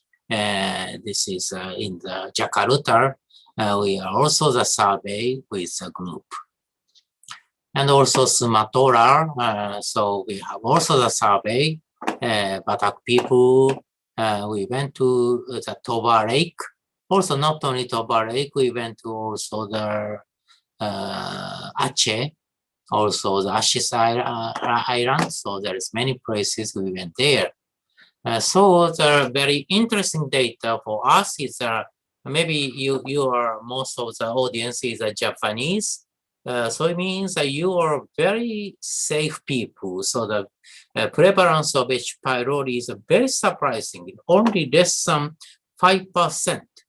So maybe you are, most of you are not infected with H. pylori. So it's a very surprising for us. So usually the H. pylori is infected in the early ages, and also the some hygiene situation is not so good places or developing country, and it's a very high. For example, in Mongolia and Bhutan, 80% are infected. And also we went to many other Asian countries. Most of the countries, 50% are infected. Even in Japan, so currently around 30% are infected. However, in the age elder than 60 or 70 years old, more than 50% of Japanese are infected with H. pylori. However, in Japanese, almost zero. It means I think there is probably in the long time ago, when the first Japanese came to Indonesia, probably these first, your ancestors are not infected. So that's why they keep uninfected for several thousand years. So this is now the Rangoon, currently now in Rangar, working to study this riddle. So maybe he's now studying about the genome analysis, where they come from. However, in contrast, Papua people, more than 40% are infected. Batak also very high, Buginese also very high. But the Chinese, so this is also something interesting. The Chinese in China are very high infected. However, Chinese in Indonesia is not so high. Of course, higher than Japanese. Also, Dayak is also not so high. So these are very interesting for us, but overall prevalence is at 22%. It's also very low. So this is the first sub. Then we increase the number, but the tendency is almost the same. As like the Mongolia, not only H.pylori factors, other factors also involved, especially some of the drinking water is involved in the H.pylori infection. So it means that probably in the wells or river, some H.pylori should be in colloid home or somewhere in the river, H.pylori might exist as some different form. And then by now we went to the 19 places in throughout Indonesia, from Aceh to from even Merauke. So then this is whole subject, and then currently the total prevalence is only 10%. And gastric cancer is 0.1%, and the peptic ulcer is also 0.1%. However, it's around 50% are histological abnormalities.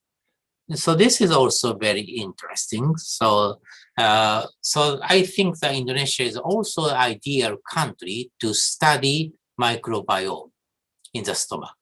Probably not only H.pylori, other bacteria might have some roles to develop the histological abnormalities.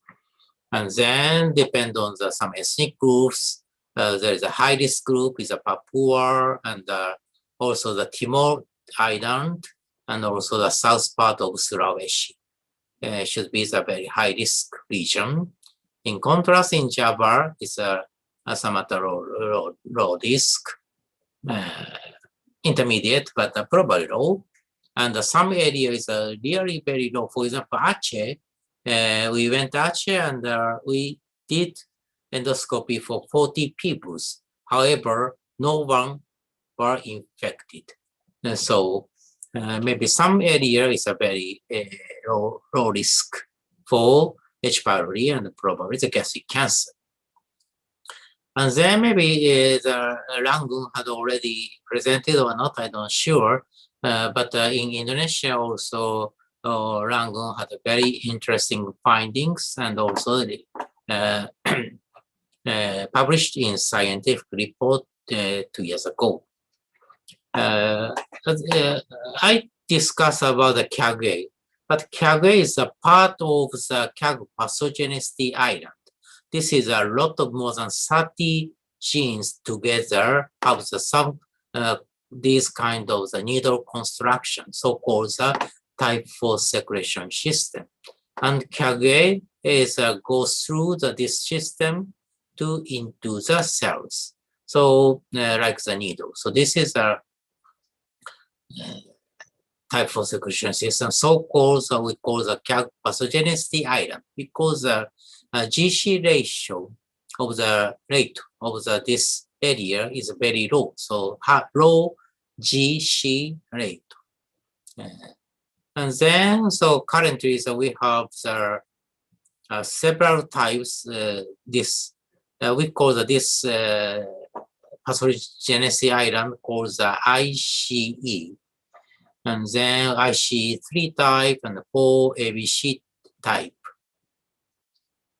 And then we can gather almost 100 bacteria from all over Indonesia.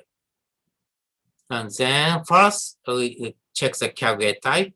As I discussed, we have the Western type and East Asian type. And how about in Indonesia?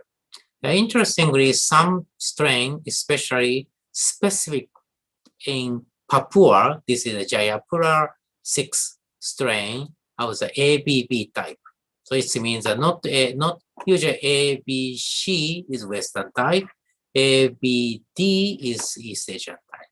But some strain in Papua has only AB, no C or D.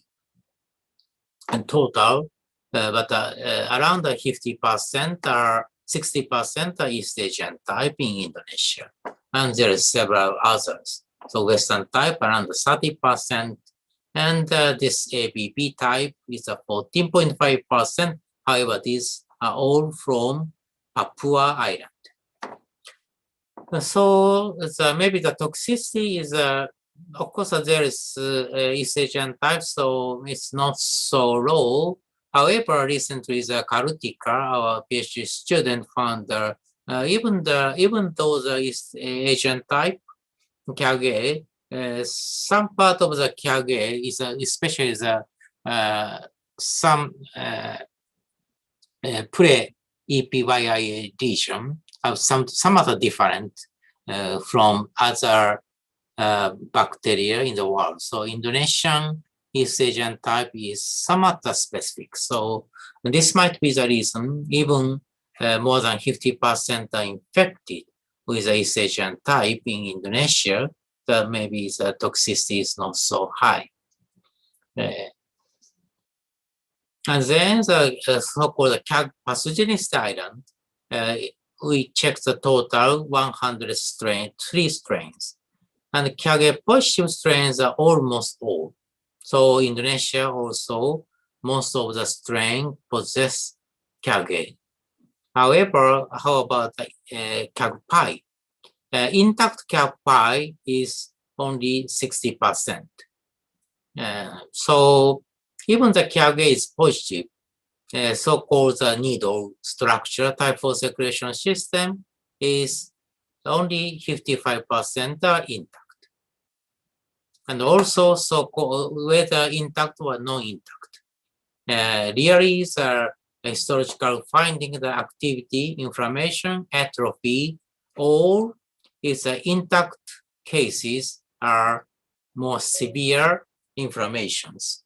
And so that's why the in Indonesia, most of the strain possess Kyage. However, around 60% are intact Kyage, and then if the intact Kyage, more atrophy, inflammation, and activity. And also the type of secretion system, ICE, there is some variety. However, but again, the incomplete type is not so much high activity, inflammation, and atrophy. It's a complete type, especially the type 4 complete type is the most severe activity and inflammation. So that's why the in Rangun study in Indonesia, maybe non-intact, the strain with a non-intact Kyage and the IC negative type are not so much virulent. And the highest virulent pattern is the intact Kyage and also ICE positive case. So, it's in Indonesia, it's a strain like these. These people should be risk factors. So in total, we have many countries in Asia. So the geographic difference in gastric cancer might be explained by differences among H.pylori strains, especially Kyage genotype. However, from our data in Mongolia, although probably it is true that Kyage genotype are related to gastric inflammation, atrophy. However, many unknown factors are also involved in the development of gastric cancer. So it means that gastric cancer is a multi, some situations. So environmental factor is also important. So also the first factor, post genetics, is also very important. So currently is our also PhD student Ricky. He is now studying some cytokine expression in the stomach. So this host factor should be also involved in the development of gastric cancer. And then the remaining time, so very shortly discuss about the other countries in Vietnam. So also we went to Vietnam several times, and also, for example, in the very north part, some border between the China, there is many beautiful wares, minor group are there. So I also do the endoscopy for the minor groups. For the Hamon people, there is many people in this kind of area. Also in Daklak, so also we have some surveys, also with a PhD student, and then the exposure, we free eradication drugs. So we do this, and other times in there, ED people, it's a 208 ED people with this endoscopy, and total 224 people with this endoscopy, and it's a positive cases. We gave their drugs. So that's why, again, a lot of people gather to the hospital to have the endoscopy. So they, and a little very interestingly, only in ED people, they are infected with a Western type KAGE. But all other people in Vietnam, the Western, these other minor groups, all are infected with East Asian type.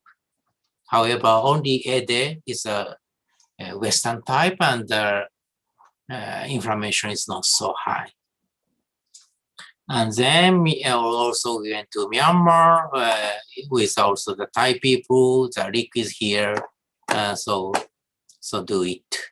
And also the Thai-Myanmar border with again the leak and our Thai groups. So at that time we borrowed some elementary schools gymnastics, and then only put this is some. Probably this is ping pong, table tennis tables, and then with this endoscopy. And then again, this is in here is a Hmong people, it's a Western East Asian type, and the Korean people are Western type. And total, we almost did endoscopy for 300 people. So every places have some characteristic of the people and also the bacteria. And so this really related to the abnormality of the stomach. So bacterial factor is, today I discuss about the bacterial factors. It's very important. However, not only bacterial factors, maybe environmental factors, host factors are all involved. So, and then, as I said, we found many hints and suggestions when we really go to the survey by communicating with a local person. So currently, very, very unfortunately, because of COVID-19, for example, my cases, I had been in Japan for 1 year, all in Japan. Of course, currently I cannot go outside of Japan. But before COVID-19, so more than 10 times I went to many places to do the survey and communication with the people and also collaborating with the people. So I think the collaboration is very, very important. So of course, this kind of Zoom discussion is also very important and also very good. But I hope in the near future we can go to Indonesia again. And finally, maybe this you study. This means I only discuss about the KAGE. However, recently is a very good paper is published from the European strains. This is a G-bus. G-bus means not only the carrier, so it's a whole genome analysis. So in the European strain, they check the 178 European strains with several groups.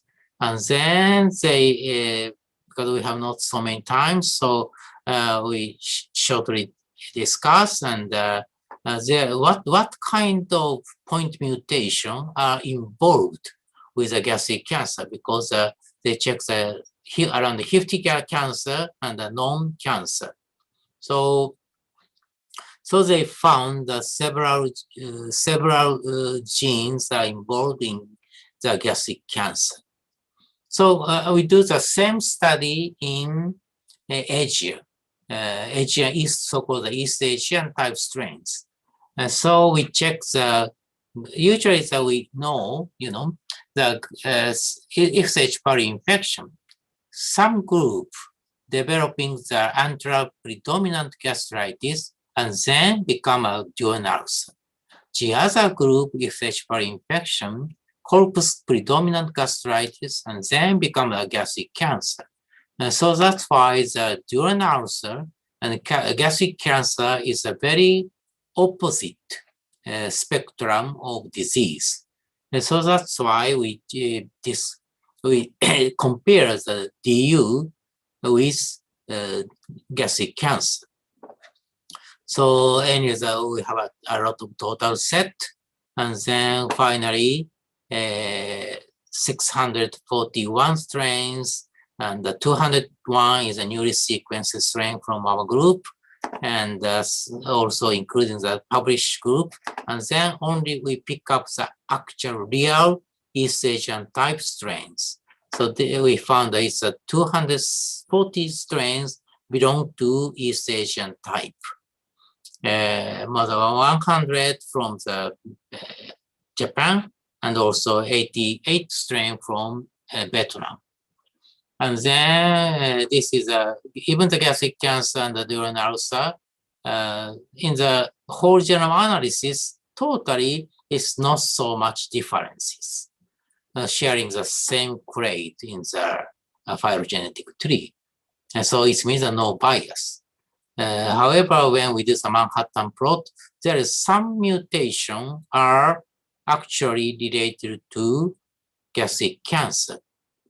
And then, so each one is a little difficult. So we gather that this factor, we picked up some scoring. Then, so how many these factors are involved?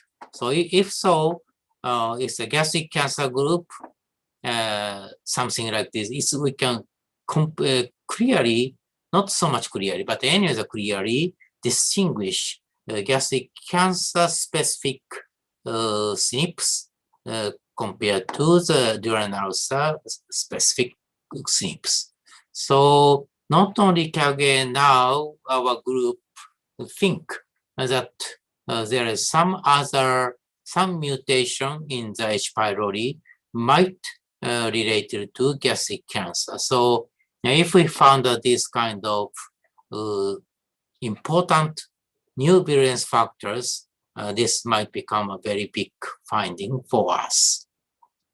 So this HMG study provides a biomarker panel of SNPs for discriminating accurately H. pylori isolate associated with gastric cancer and dual ulcer. So finally, only the one, maybe 5 minutes. Recently, I also make some review paper in Nature Review. It's how to eliminate gastric cancer related deaths worldwide. So this is a very big question. And then how about in Japan? So in Japan, what we do is in 2013, all H. pylori infected patient treatment are covered by national insurance. So after that, eradication therapy, usually before the date, it's 600,000 people annually received eradication therapy in Japan. But after the national insurance covered, the current, after that, more than 1 million people, 1.5 million people received the eradication therapy. And then there is a gastric cancer, the person who dead with a gastric cancer definitely decreased recently.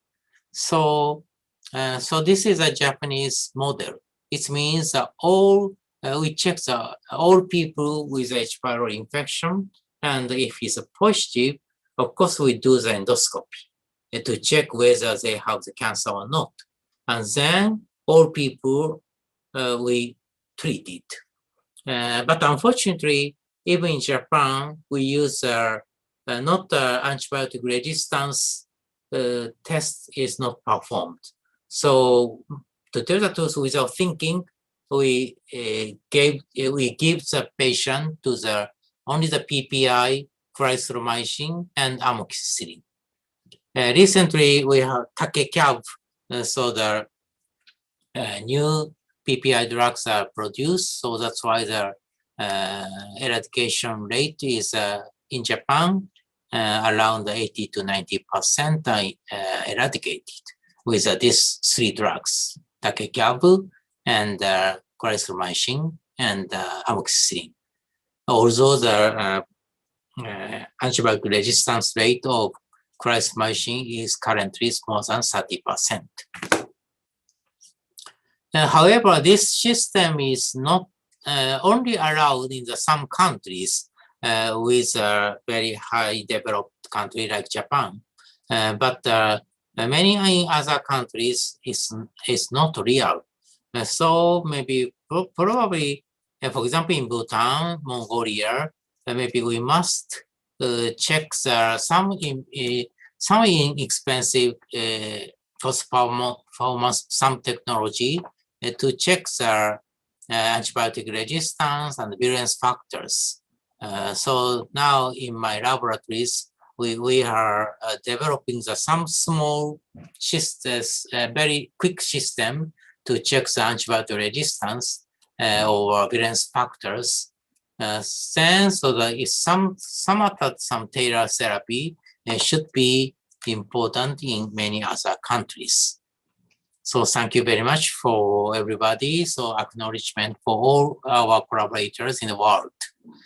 So as I said, we would like to continue our collaborative researches even in this pandemic situation. Thank you very much for your attention. Okay, thank you very much, Professor Yamaoka. I was surprised and amazed that Professor Yamaoka had already traveled around Indonesia. Okay, ladies and gentlemen, I believe presentation of Professor Yamaoka gives us many new insight about Helicobacter pylori infection surveillance across Asia. And now we are on discussion session. If you have any question to our speaker, feel free put your question on the chat box. So now let's discuss with Professor Yamaoka. We have several questions for you, Prof. I can see also. Okay. Number 1, thank you very much, Professor, for your very insightful presentation. I'm very surprised that Japan is one of the highest country in pylori infection, because I know that Japan is very beautiful and very clean. Is there any possibilities we get pylori infection in the very clean environment? Okay, thank you very much. So yes, so in Japan, so the currently there is a developed country. However, especially before World War II, is and also because before and after the World War II, Japanese is not so much developed. So that's why the person who were born before the World War II or around so it means currently the person who are more than 70, 80, 90 years old, but most of them are already died. So that's why the gradually decreased. But when the hygiene is very not so good, infection is also 80%. However, it's really it's Japan becomes clean and clean, and that's why for example, in the currently the people with age 20 or 30, less than 5%. So not because eradication therapy, only maybe the hygiene situation is changed. Currently, still we don't know how H. pylori infect to others. Probably, even in Indonesian data, the person who drinks the water from the well or river is a very high risk of H. pylori infection. So in Japan, also the very old ages, of course, we use wells, not the tap water. So at that time, it's very high. However, gradually people use the tap water, and hygiene is very good. And because of the also old cavity program, even in Japan previously, usually the mother gives a child, it's after chewing the food and then give it directly to children. So that's why infected. But gradually the people's knowledge is increased.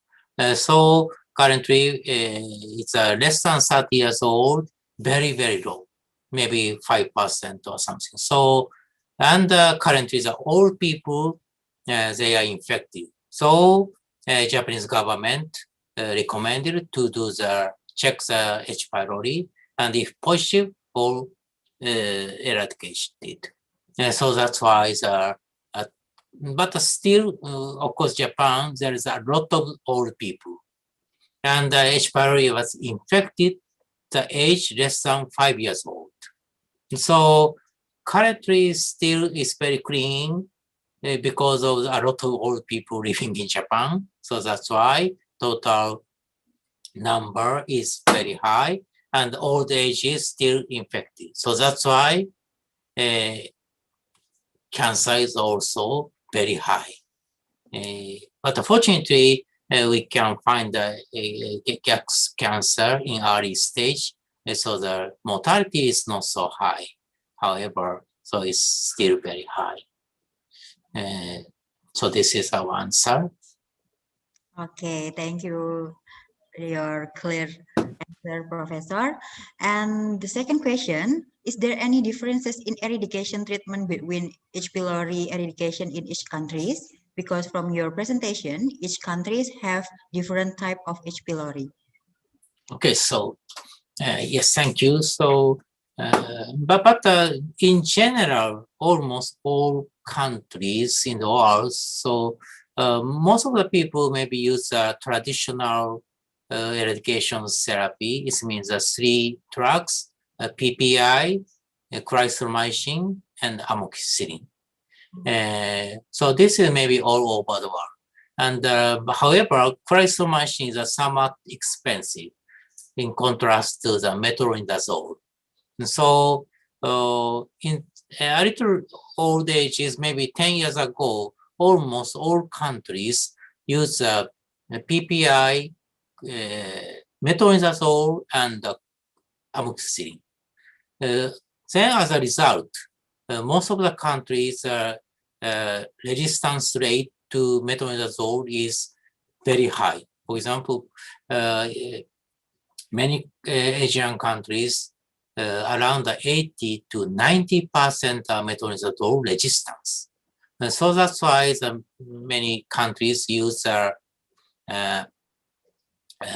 clarithromycin. And different type of H. pylori means, for example, different so-called different type. And different type and resistance to the drug is somewhat different. Usually, maybe the drug resistance part are very important genes. So these are very conservative to all over the world. So even for example, KG positive, KG negative, we can use the same drug, and the efficacy is not so different. even some reports said it's easy to eradicate if the people are infected with the KAGE positive strains. Because the KAGE is a very toxic. They are very closely attached to the cell membrane. And the drug is come from the cell membrane. But weak bacteria, for example, KAGE negative bacteria usually is floating in the gastric mucus. So the drug from the cell cannot reach. So it means drug resistance efficacy of the drug and the virulence is not so much parallel. So most important is in each country, how many previously the drug were used. For example, in Bhutan, initially the clarithromycin resistance is 0 because in Bhutan, clarithromycin is not exist. And so that's why resistance is 0. So easy to use it. However, after 10 years, currently in Bhutan, around 10% are in resistance to clarithromycin. So it means how to use is very important. So that's why Japanese government prohibit to use metronidazole as a first-line therapy.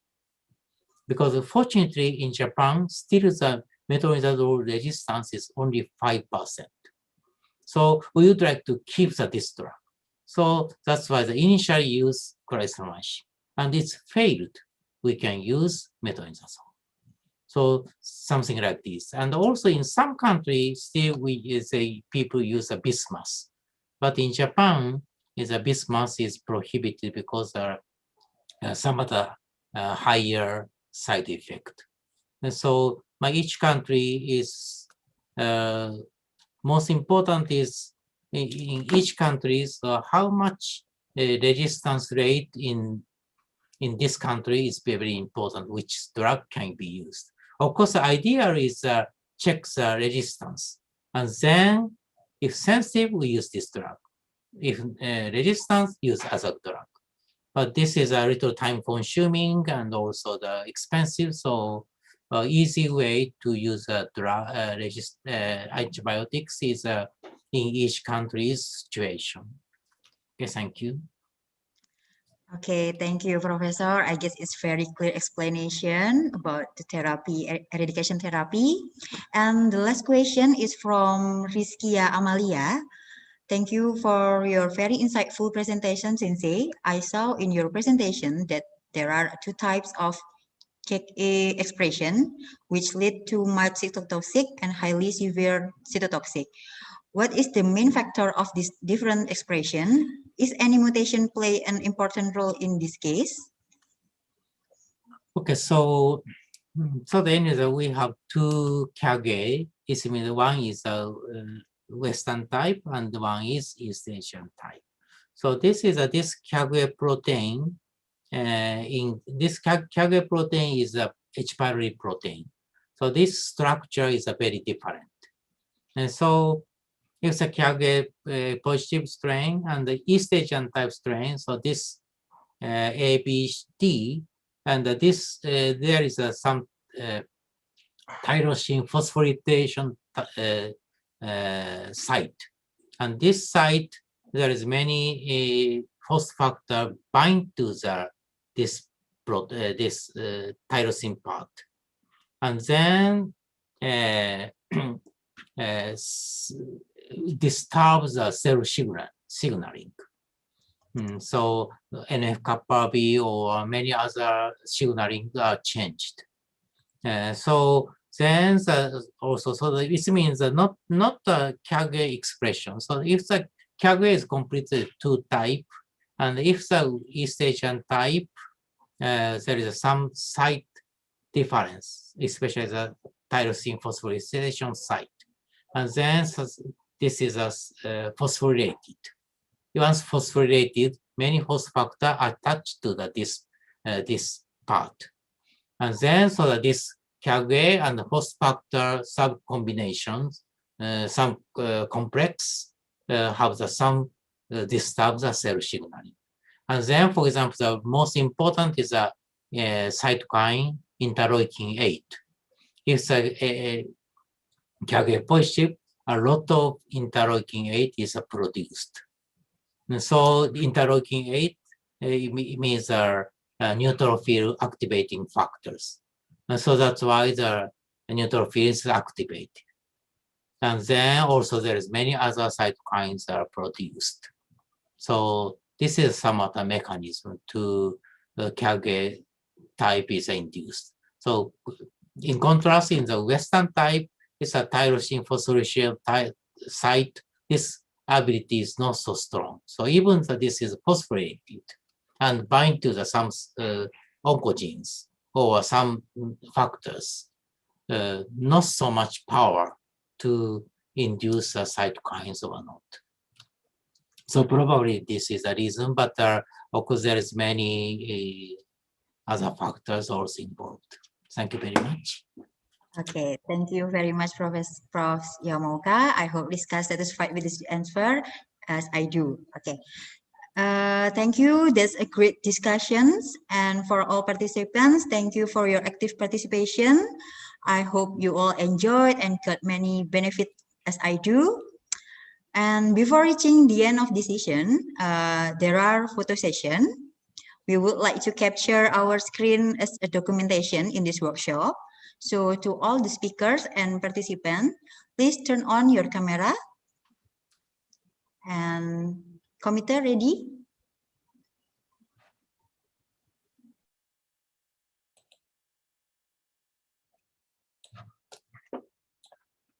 Excuse me, Prof. Yamoka, can you Yes. see your share screen? Wait a minute. Okay. So how wait a minute. So what? Can you see me?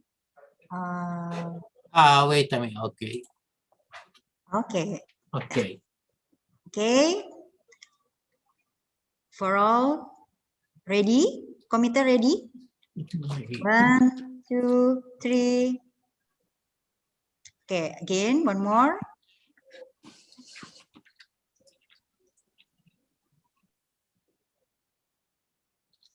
One, two, three.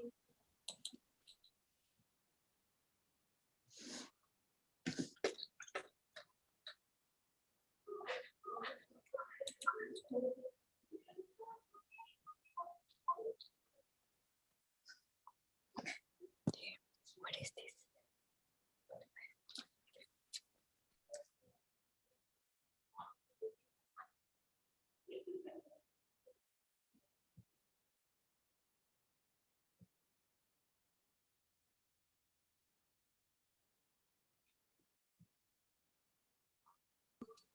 Okay, sorry.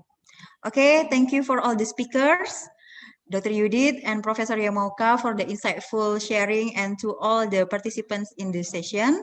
We remind you that the due date of attendance list is until 6 p.m.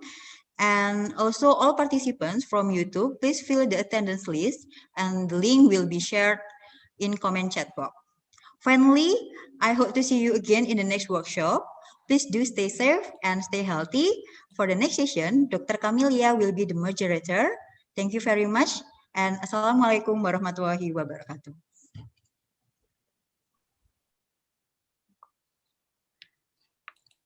Good morning, everybody. My name is Camelia Metadea, and I will be your host for the second session. For the second session, we will talk about how to collect data in the new normal era. We will have one speaker for this topic, which is Dr. Raisa Virgirianda. However, we will share the screen after this. And COVID-19 has been undeniable, affecting all aspects of human lives, including our life as a researcher. Then we will need to adapt to plan the research into new alternative in this pandemic. And firstly, I will share Ms. Raisa Virgirianda curriculum vitae.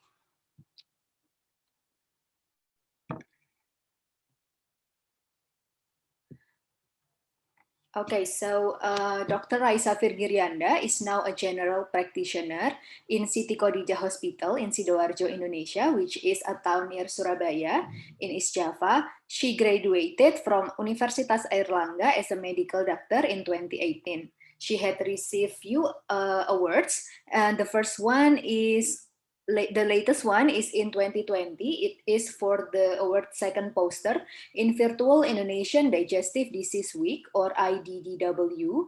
And the second one is in 2018 as a finalist in Research Paper Congress, AMSW, Faculty of Medicine, Universitas Airlangga. The third one is in 2016 with the top 10 finalists of oral presentation in International Medical Sciences Student Congress in Turkey.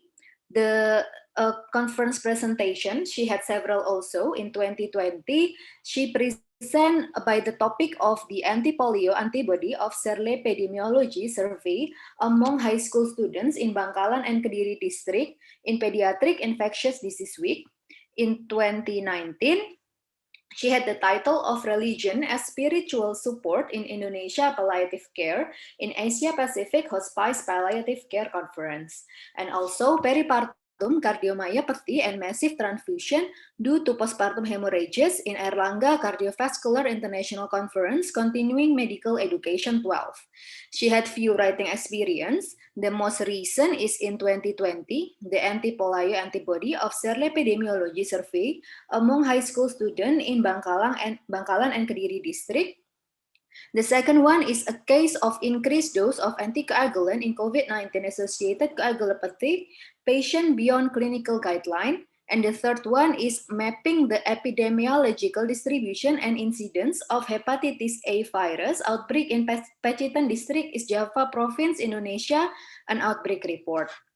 Hence, I will give the stage to Ms. Raisa Virgirianda to start present you about the topic of the second session.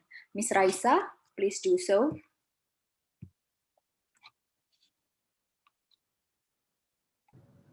Okay, thank you, Dr. Dea. Okay, I will share my screen.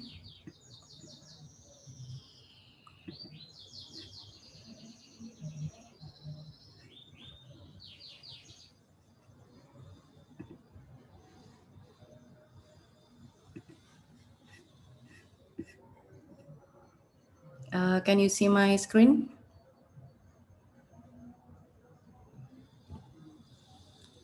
Okay. Okay, thank you, moderator, for the brief introduction of my profile. Good afternoon, ladies and gentlemen. My name is Raisa Virgirianda from Universitas Airlangga, Surabaya. In this section, I would like to share my knowledge and experience on how to collect data in this pandemic era, especially for researcher from Indonesia. Okay, this is the outline of our topic today.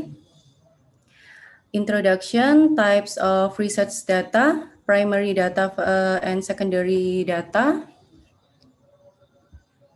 data collecting tools, tips and tricks conducting research during the COVID-19 pandemic.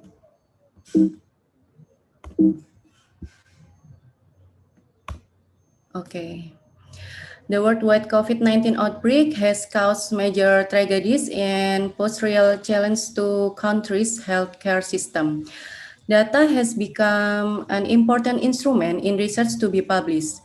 Collecting data will not only impact on the humanitarian community, but all stakeholders relying on up-to-date data for response and planning, including national government, international and national organizations.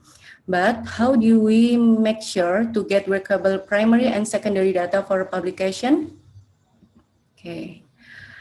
The complete research is the whole design which arises from defining research problem. The research problem are determined on the basis of well-known concept and theories or previous research finding.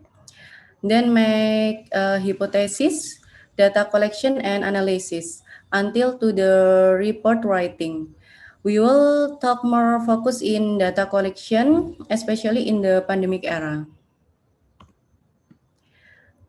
Data may be grouped into four main types based on methods for collection, observational data, experimental data, simulation data, and compiled data. The first is observational data.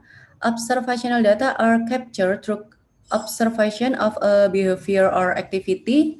Researchers don't impose any kind of treatment or restriction to the group, nor they randomly assign the subject to a group. There is basically no manipulation of the environment in which the subject occurs. It's collected using methods such as human observation or the use of an instrument or sensor to monitor and record information. And the second is experimental data.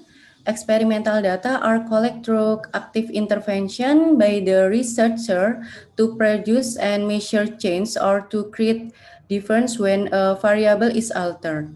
In this current situation, experimental data is more difficult to do because some of laboratory is still closed and some research group reduce direct and face-to-face activity. The third is simulation data. Simulation data are generated by imitating the operation of a real-world process or system over time using computer test models. For example, to predict weather condition, economic models, chemical reaction, or seismic activity. This method is used to try to determine what would or could happen under certain conditions. And the last is the compile data. Compile data involves using existing data points, often from different data sources, to create new data through some sort of transformation, such as arithmetic formula or aggregation. Okay, we talk about what the difference of primary and secondary data. Okay, the primary data is collected directly from the first-hand experience. This is the information that you gather for the purpose of a particular research project. The main source is from interview, survey, questionnaire, action research, and etc. And the data time is real time, but the cost is more expensive than secondary data.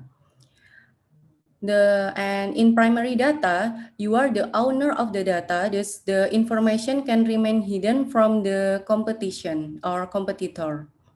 The capability more capable to solve a specific problem. So, how about secondary data? Secondary data is the data that have been already collected for another purpose. The data is collected by someone else instead of the researcher himself. The main source is from mass media, government, reports, and etc. And the time is past data, and the cost is low. In the secondary data, you are not the owner of the data, so your competitor also have access to the data.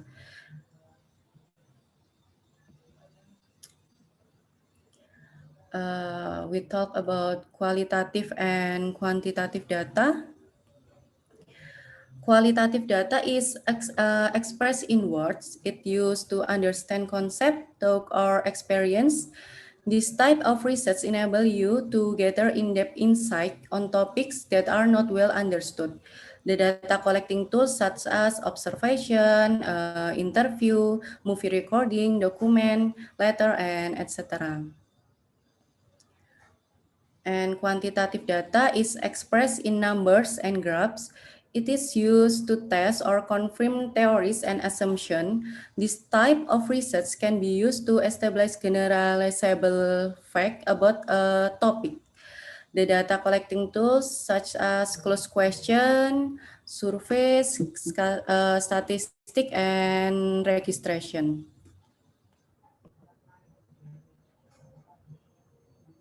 Okay. In general, there are multiple data collection tools available. Choosing the right one depends on the requirement. We will discuss one by one. The first is interview. Interview are a data collection method by which one person asks a series of questions to another who is part of the target audience. The answers are recorded and analyzed to understand their behavior, choice, and experience. An interview gives high quality of data as the respondent is less likely to give false response when facing someone directly. The limitation of this mode of collecting data is that it's not feasible for large-scale data collection, and it's time consuming to interview many people on a one-to-one basis. Interview are most appropriate when the subject is complex or sensitive. There are the types of interview. Semi-structure can be standard open and interview, allowing new ideas to be brought up during the interview as a result of what the interview says. The structure, reading the structure questionnaire, every interview gets the same interview question. And the other type of interview, face-to-face interview, group interview, telephone interview, and email or internet interview. We will more discuss about internet interview or online interview. So doing online interview, what are they good for? Interview is the main source publication, especially in qualitative data. Live interview allow for the interviewer to seek clarification and follow threads of the conversation. They also allow for the ability of the interviewer to check that they understand the meaning of what the participant has said. Online interview means that you can conduct a real-time interview with another person in a conversational format, but be in different spatial location and context. Okay, how do I design my question? Be sure to ask the key question that you want insight into the focus and the participant opinion and experience. Make sure your question are simple, clear, relevant, and to the point. How do I set up an online interview? The first plan, setting up an interview online takes planning. It helps to plan how you will approach the interview, how you will coordinate your interview times with your participants, and how you integrated technology into your interview process. Write your interview question set before you do the interview and even test it out and a willing friend. The second is coordinate. To coordinate interviews across time zones, you can use this handy website to determine the time overlap between you and your interview. Uh, you need to test your interview technology and make sure it works to support an effective interview. Check your mic, that your software is working, and that you can clear recording or effective notes from the interview. What the difference of face-to-face data collection and phone interview or phone survey? We can see the length of survey in face-to-face is more time and the phone is less time. The cost is more expensive and the ethical and research approval if approval is required to face-to-face and phone surveys. In the topics in the face-to-face data collection, including very sensitive subject, and in phone surveys, avoid very sensitive subject. Okay, this article show about using Zoom video conferencing for qualitative data collection. Zoom has a number of unique features that enhance its potential to qualitative and mixed methods researchers. Findings suggest the viability of Zoom as a tool for collection of qualitative data because of its relative ease of use, cost effectiveness, data management features, and security option. The other platform to interview is Skype. This article presents the experience of two PhD researchers using Skype to interview participants. While findings show that there are benefits and drawbacks to Skype, this article that argues the synchronized online interviewing is a useful supplement or replacement to face-to-face interview. The second types of data collecting tools is observation. Observation is a data collection technique in which the target audience is given the problem statement and the response are noted with minimum interference of any moderator. While the respondent is busy thinking about answering the question, their body language, facial expression, voice tone, etc. are noted. These non-verbal signs are important input for making decision. The best thing about this method is that it requires less preparation on the researcher's part. But sometimes it might even make them feel uncomfortable.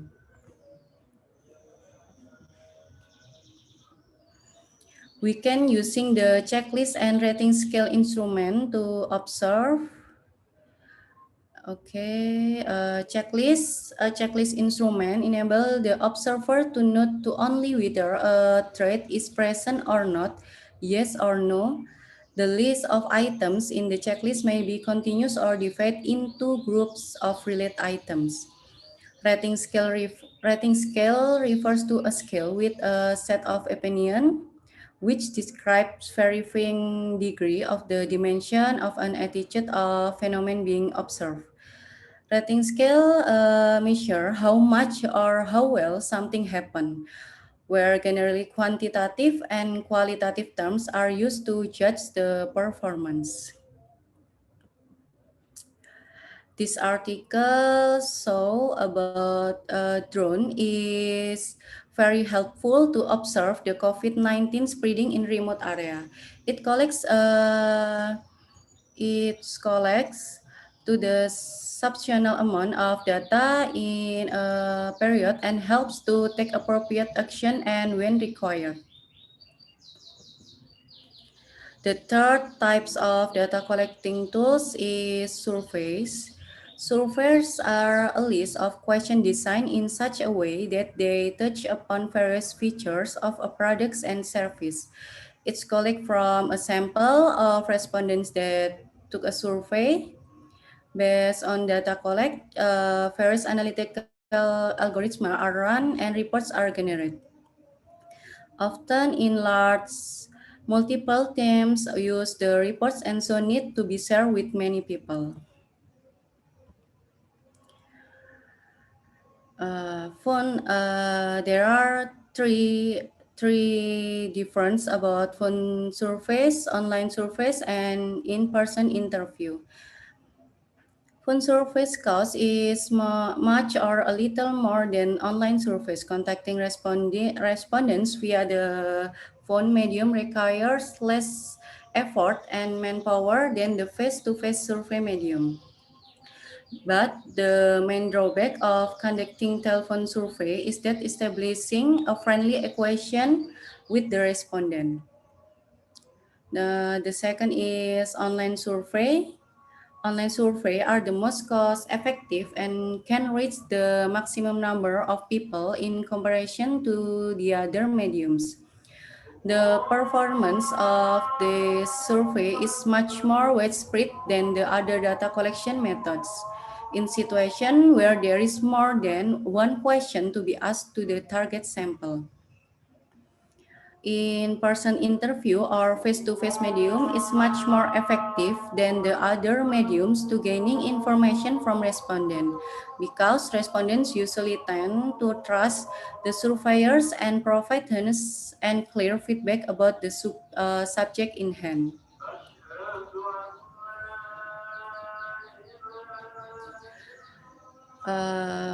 We talk about online survey, virtual interview, and social media screenshot. Online survey provide unique opportunity for research in the COVID-19 era, as there is no in-person interaction or any direct form of communication. Creating and administrating an online survey can be done in a fraction of the time and cost needed to organize a similar in-person research study. For some sensitive survey items like sexual practice or drug use, people might prefer an only online survey compared with one administered in person. Uh, Guide to the design and application of online questionnaire survey. There are 5 steps or tips. The first is user-friendly design and layout.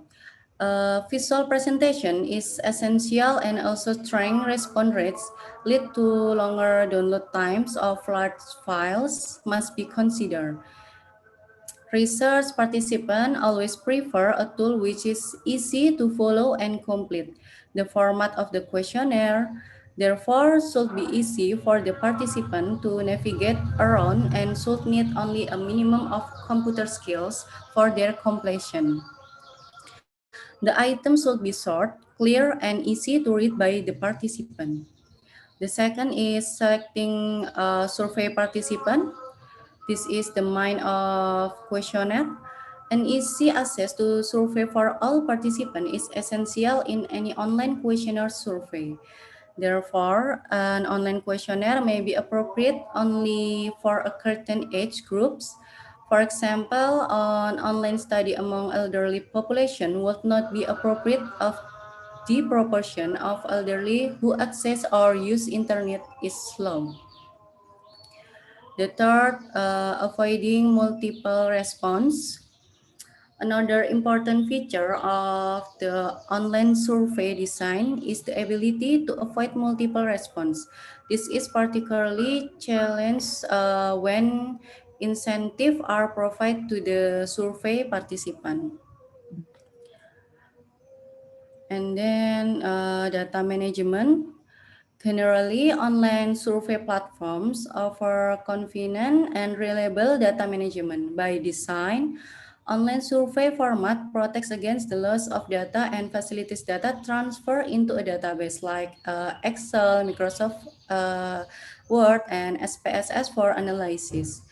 As this approach provides the ability to export response into a compatible database, it eliminates transcription errors and prevents survey modification by the survey participant. The ethical issue, informed consent, privacy and confidentiality, right to withdrawal or omission of item, and piloting tools.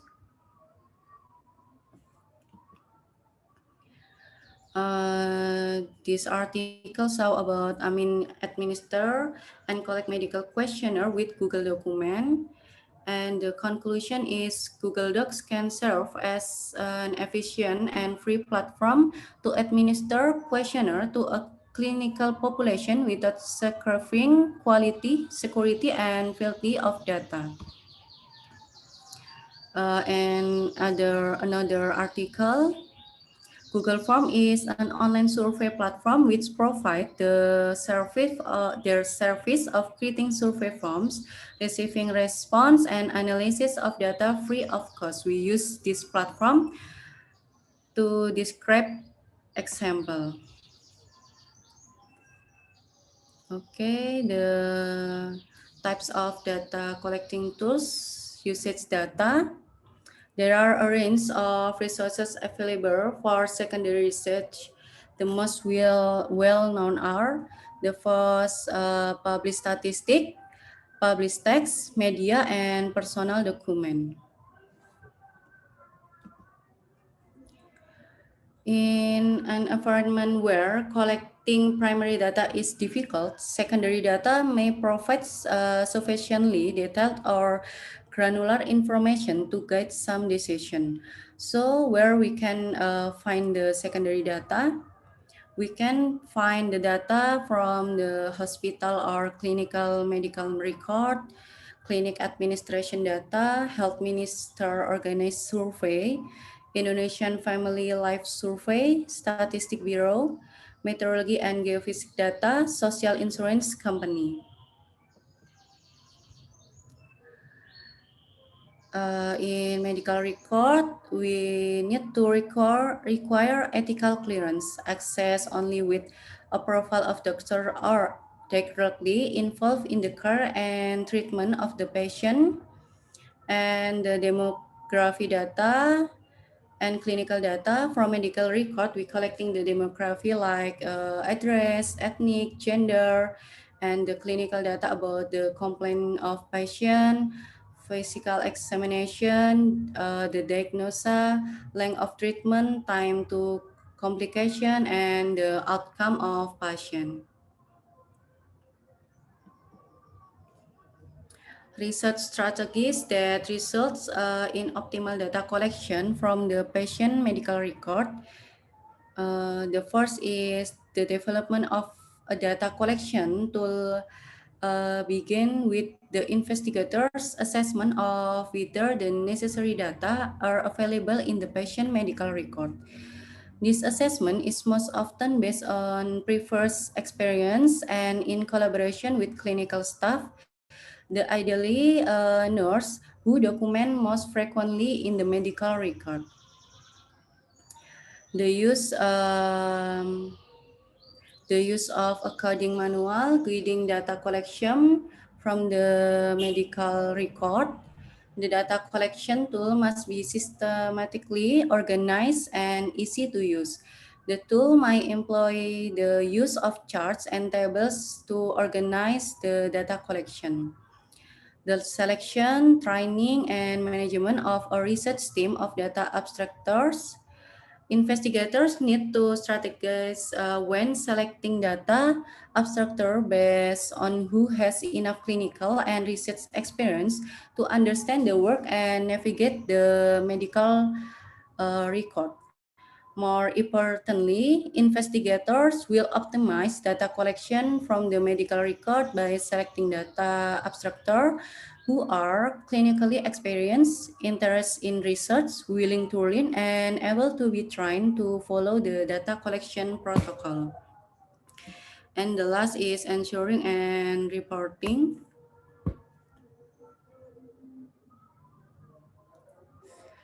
Focus group are a group of people who come from various fields of life.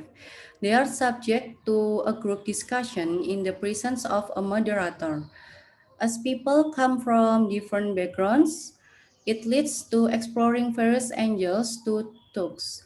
It is believed that diversity in talks leads to innovation. Focus group helps stakeholders to validate the facts on the spot and collect a diverse set of data. This method of data collection suffers from the risk of the presence of an over-influential person in the group. The moderator must be capable of managing the discussion and balancing the dynamics of the group. Focus groups can be created when you need to explore the perception, feelings, thinking about issues, idea, product, service, or opportunity. In some cases, online groups can be particularly well suited to deal with sensitive topics. Uh, Online and video-based focus group interview what the platform to use. There are many options that might be readily available to you at your current organization. There are Microsoft Teams, Zoom, WebEx, GoToMeeting are all possible software to use if your goal is a simple face-to-face and group discussion. Many of these platforms also have recording capabilities for easy transcription later on. There are other platforms like iTracks that have advanced features that delve more into the arts-based side of qualitative methods. This includes capabilities such as participant recruitment and observation room for co-researchers or transcribe. And in discussion, elements like having participants do illustration or creating collage.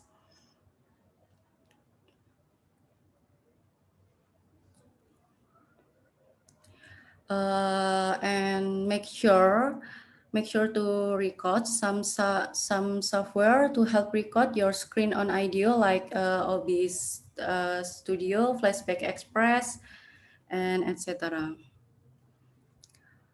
When choosing a video conferencing platform out of the many available, it's useful to consider the function they make available. This is a comparison platform according to this criteria: the number of participants in a same session, audio, video recording, one-click access for participant, and privacy features. We often use Zoom and Skype to in interview.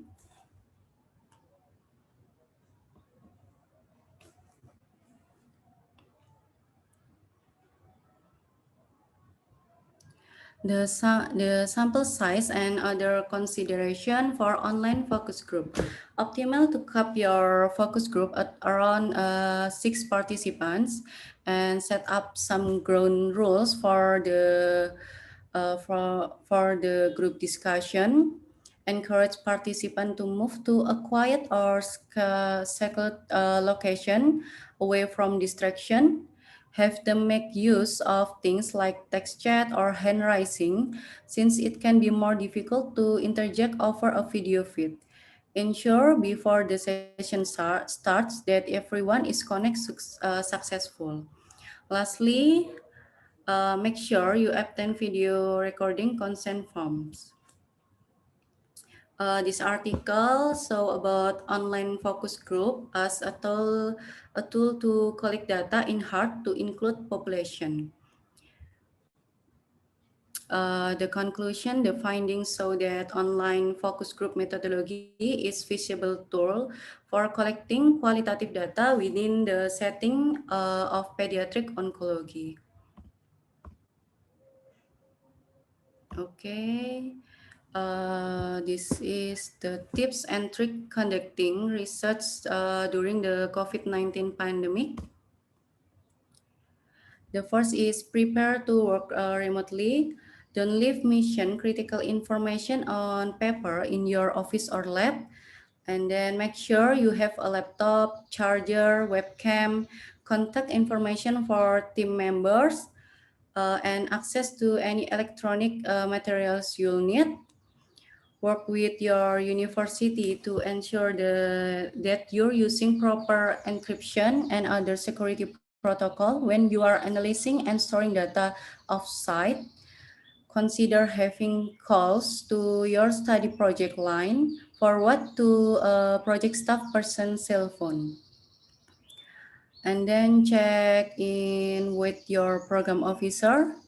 It's possible that federal agency and other funders may extend deadlines, but since it's not clear when the pandemic will be over, it's important to think creatively about how to sustain your research over at least the next 3 to 5 months. Modify your research and analysis. If you are shifting to remote data collection and storage, Keep in mind that change methodology means modifying your institutional review board profile and doing another round of consent. Survey response may be affected by the changed landscape of people's health concerns. You will also have to account for change methods midstream, such as switch from paper and pencil surveys to online version. Protect your human participant and animal subject. Universities are stopping any and all face-to-face human research because of the risks involved. So pointing to the risk for participant traveling to and being in labs as well as risk to the personnel keeping labs open. Cross-train staff, training other staff to do data management. For example, another team member can step in if someone gets sick. Maintain communication with your team. Frequent communication is key to not only keeping the research going but also safeguarding your team's mental health. Do the things that you never have time for. While it's frustrating not to be able to do data collection, this is a great chance to work on a paper, take an online course, but that skill you were always saying you were going to do. It's also a good time to write grant proposals and keep things in perspective.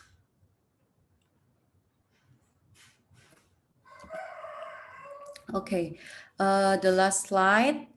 Research work will continue to adapt to the situation using virtual methods. The implication this will have for the quality of the data still needs to be worked through, and whether we resume with more face-to-face methods or continue remotely remains to be seen.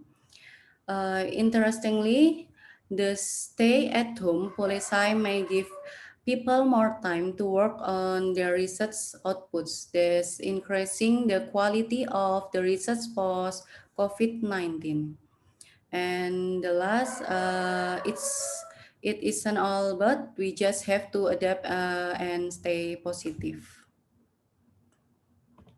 Okay, thank you. That's all my presentation. Okay, thank you, Ms. Raisa, for the interesting and thorough presentation. Now we will be moving on into the discussion session. I will read a few questions from the Q&A box. There has been some. If another attendee still have questions, please write directly in the Q&A box below. The first one, we have the questions for Ms. Raisa is, how about the potential biases introduced by the shift in collecting data methods in the pandemic era? Please answer, Ms. Raisa. Okay.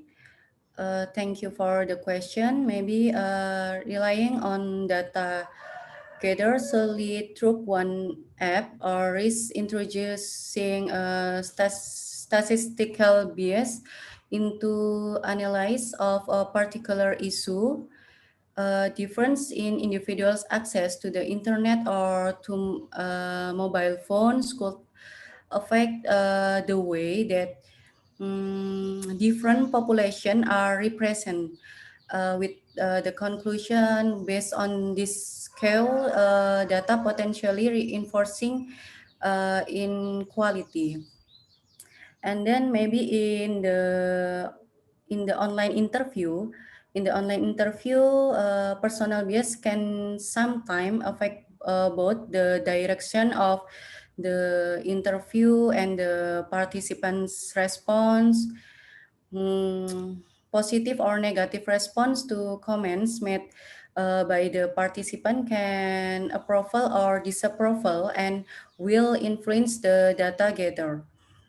Short neutral verbal response maybe such as that's interesting can be used, but comment such as good, excellent, or that's correct should be avoided.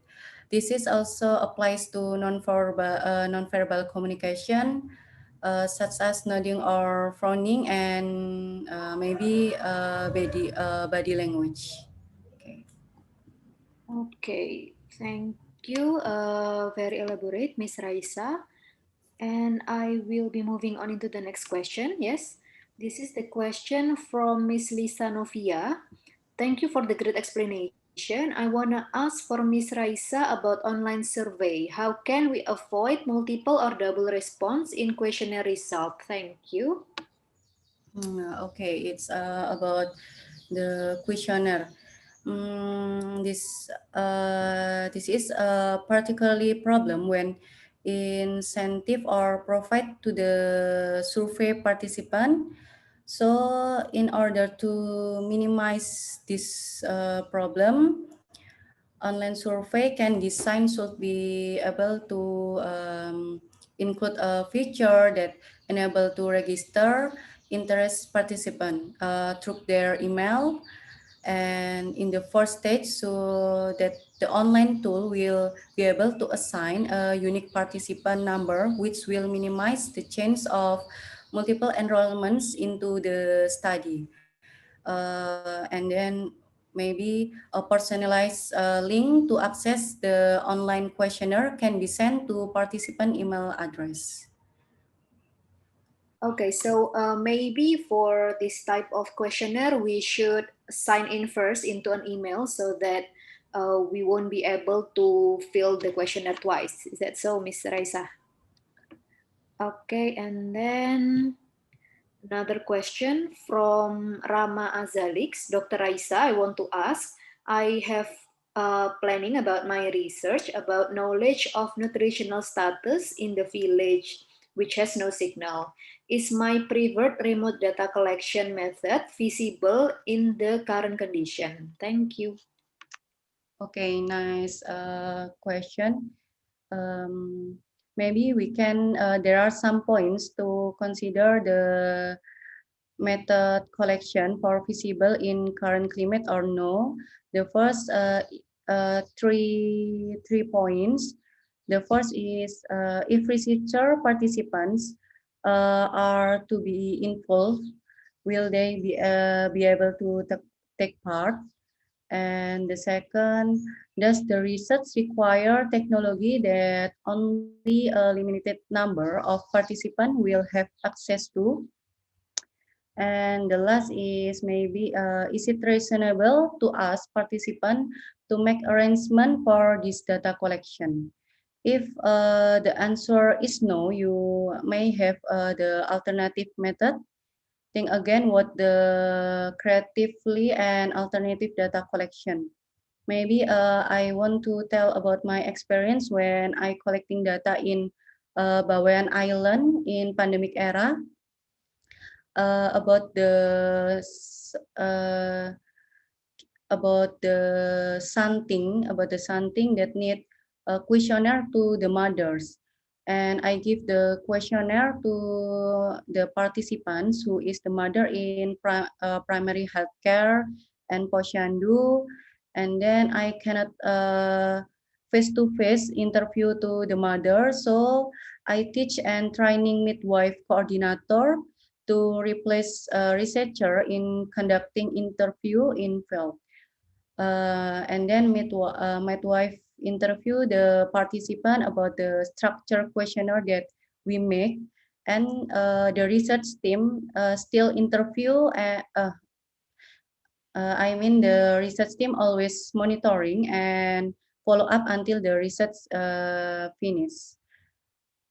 Or if you may wish to, if there is you may wish to consider adapting your research project to the use of secondary data only, like the medical record, documents, letters, and etc. Research data doesn't require, because the secondary data research that doesn't require ethical approval or interaction with any participant, and don't forget to talk with your supervisor to discuss the suitable alternative research projects. Okay, so the first solution you propose is to work as a team. So you delegate the task to interview the participants. And the second one, you prefer to use secondary data. However, the condition in the village probably might not also suitable for the secondary data because there is no signal. Probably the documentary is not good as well. So I think Mr. Rama here need to really consider his approach to the research. Uh, we are going to move on to the next question. This is from Miss Dia. Miss Dia had two questions. Thank you for your great presentation, Dr. Raisa. As you said before, researchers can collect the data through online survey, but how can we make sure that the respondents who fill the questionnaire in our online survey is a reliable source? And how to limit the bias? And the second question, do you have any strategies to attract respondents for online surveys? Thank you. Okay, I will answer the first question about the reliable data source. Okay. A good questionnaire should be valid, reliable, clear, and interesting. It is important to design the questionnaire based on a conceptual framework. Before we make a questionnaire, we must make sure the questionnaire is um, valid, reliable, and can understand to the participant. And then we make sure the participant, if the participant is low education, we can call the respondent or subject to explain our questionnaire survey to respondent. So we can explain by one the question, so the participant or the respondent can be understand the question and make sure they fulfill the questionnaire is real.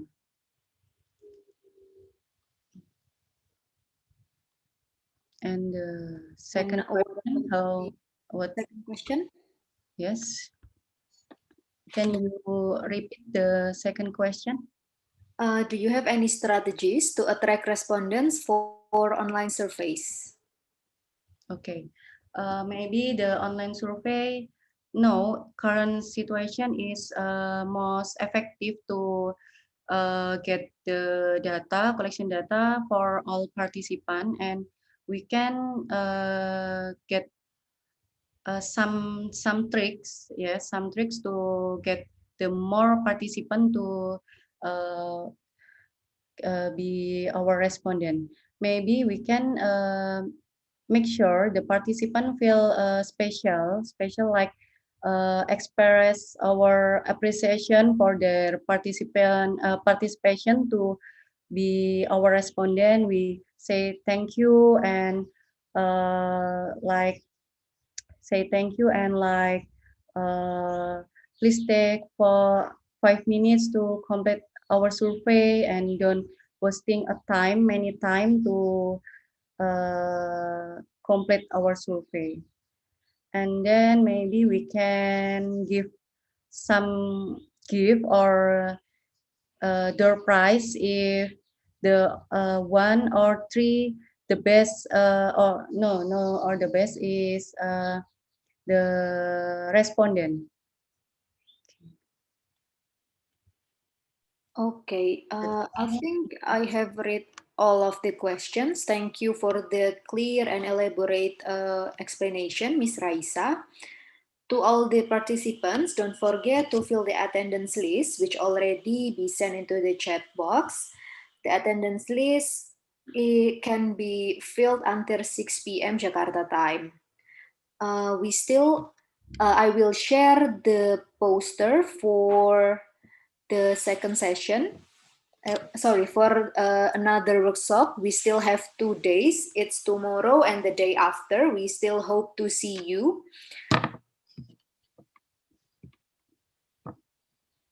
Tomorrow we will have the topic of cell culture. We will start at 9 a.m. Jakarta time, GMT +7.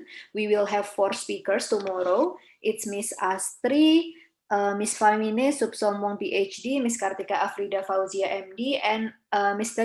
Ricky Indra Alvarai. We still have another topic for the day after tomorrow. We hope to see you for tomorrow and the day after. And before that, we will have a photo session for all the participants. So I hope all the attendees can turn on the camera. Is the host ready to take a picture?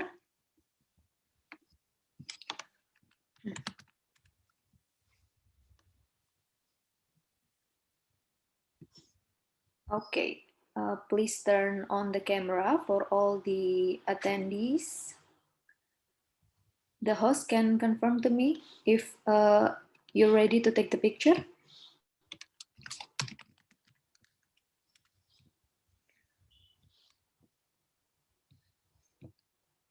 Okay, I will count to 3. 1, 2, 3.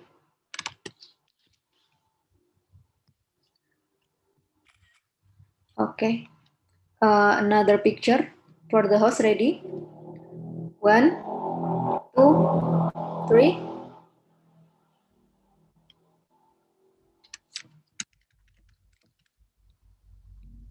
Okay.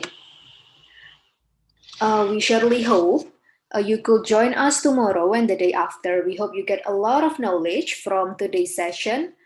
Thank you for all the participants and the panelists. Thank you, Ms. Raisa, for today's knowledge. See you tomorrow and thank you very much. Stay safe and stay healthy. Don't forget to wear masks and wash your hands. Goodbye. Thank you, everyone.